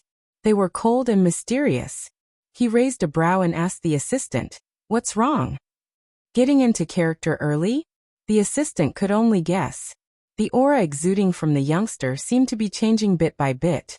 It was an indescribable feeling, as though there was something mysterious about it. The makeup artist put on the makeup first. When she touched the youth's face, she realized that she didn't need any foundation. After all, the youth's skin was too good. It was as white as jade, and there was a kind of silky coolness when she touched it. It was easy to think of Oriental porcelain. Bo Jio seemed to have noticed the pause in her makeup artist's words.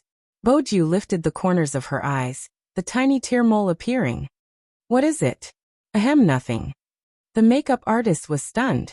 He would never admit that at that moment he was a little dazed.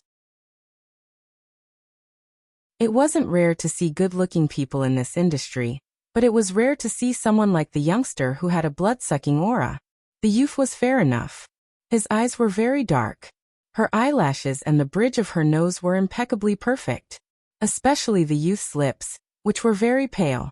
The makeup artist suddenly had the thought of doing her makeup seriously. In fact, there was no need to draw much. The eyeliner and the increased brightness of the tiara were all to make the youngster's facial features stand out. One had to admit that some makeup could indeed make people as cold as ice in an instant. When the makeup artist saw the finished product, she couldn't help but widen her eyes. He could not imagine what kind of changes the young man would undergo after he put on the costume. The assistant was still waiting anxiously outside. He didn't know who had mentioned that someone was going to appear in this role online. It was obvious that the response wasn't very good. After all, everyone had a different Hamlet in their heart. Actually, the assistant knew that there would be people who wouldn't be satisfied with this role. But if they had found a famous actor, the opposition might have been smaller. Just like now, the assistant glanced at the comments and rubbed his aching head. What's wrong with getting a Chinese actor? I don't think it's a problem to get a Chinese actor since the person we like is indeed from the East. Isn't this already written in the novel? More importantly, I heard that this actor doesn't have any acting skills and his aura is weak.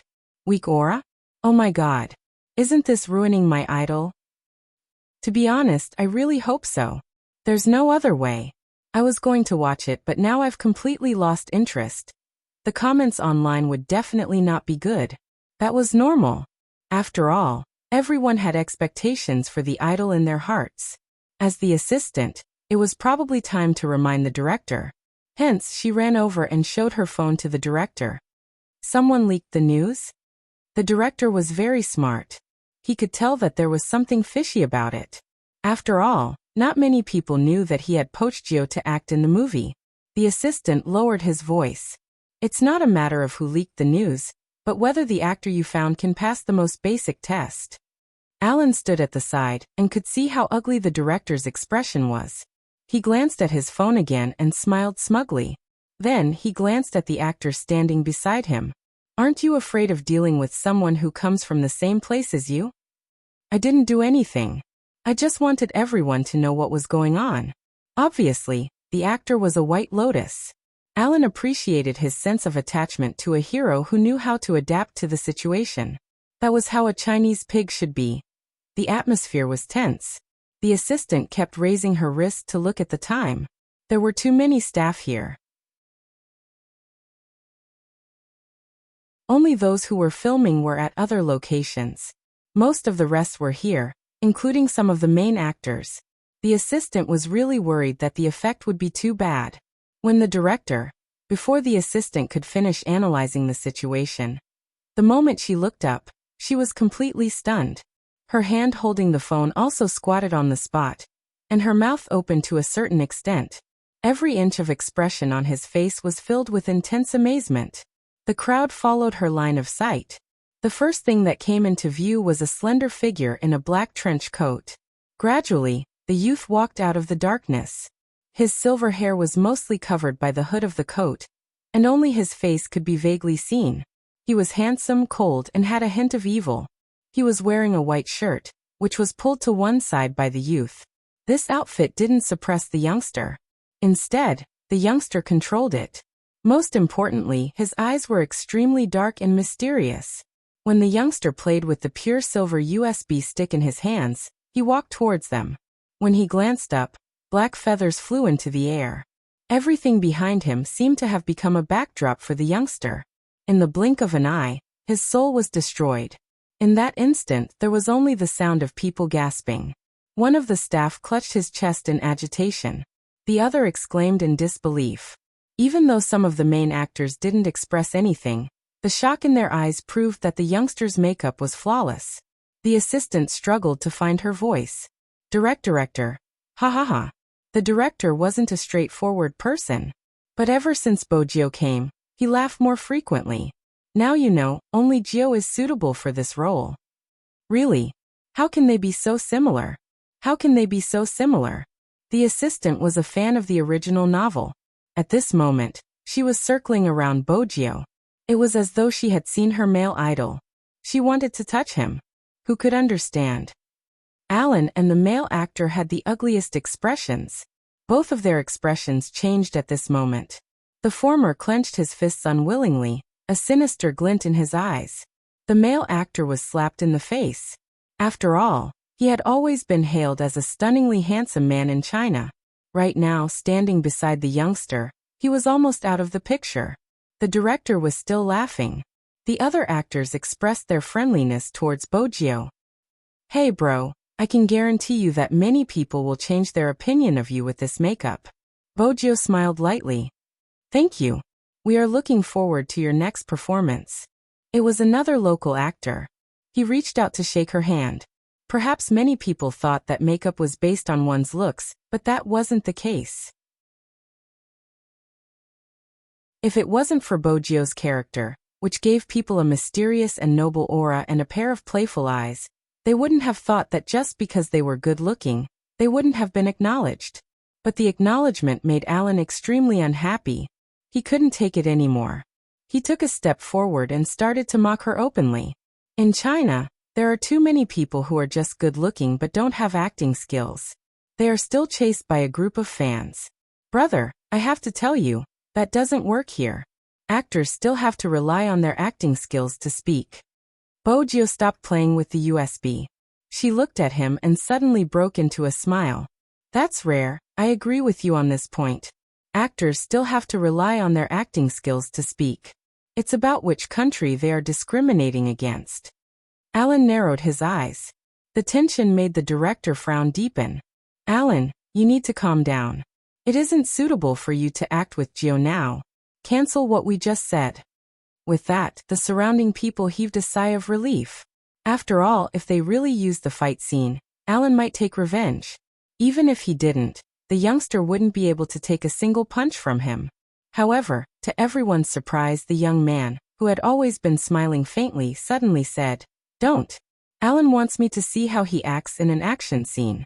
I also want Alan to see how we Chinese act in action scenes." At this moment, the director's expression froze. The assistant's expression was one of disgust. "Child, you are asking for trouble, do you know that?" The actors at the side probably wanted to persuade her as well. Alan turned, not allowing the situation to change. "In that case, let's start. Do you need me to write down your lines?" "It's fine. Other than physics, I'm good at reading and memorizing." Bojio's memory wasn't as good as Almighty Chin's, but it was still better than ordinary people.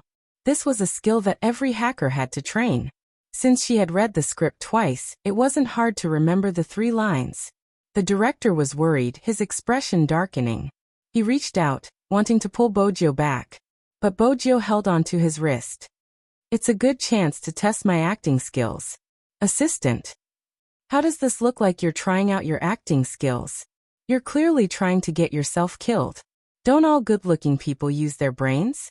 How can you not see that Alan is so hostile towards you? How can someone with such a pure personality survive in this industry? You will definitely die without a corpse." Bojio didn't have to guess to know what the people around her were thinking. But at this moment, her attention was on Alan. Our Lord Gio was thinking about how to beat him to his heart's content. Both of them wanted their team positions. No matter how unwilling the director was, the 2 actors were already in position. He had no choice but to sit beside the camera operator. Right now, he only hoped that Bojio would hide and not let herself get hurt. He couldn't let the actor he had painstakingly found get hurt before the filming even started. However, everyone knew that it was impossible for this matter to end just like that when they saw Alan wiping his hands. They were even worried that the youngster would be crippled by Alan. Everyone get ready. As a director, this was probably the scene he didn't want to film the most. Action. When the 2 words fell, Alan wasn't suppressing himself anymore. Alan was no longer repressed. His emotions leaked out faster than his fist. With a ferocious expression, he waved his right arm at the young man. It was so fierce that the director didn't even have time to shout for a stop. The assistant at the side tilted her head. She really didn't want to see her almighty getting beaten up. Even if it was an illusion. Hence she didn't see it. In the next second, the youngster turned sideways. With a wave of her left hand, she pinched the arm that was reaching towards her. Then she pulled it forcefully. With a sinister smile, the wind blew. Her long legs bent her knees and she hit Alan's stomach fiercely.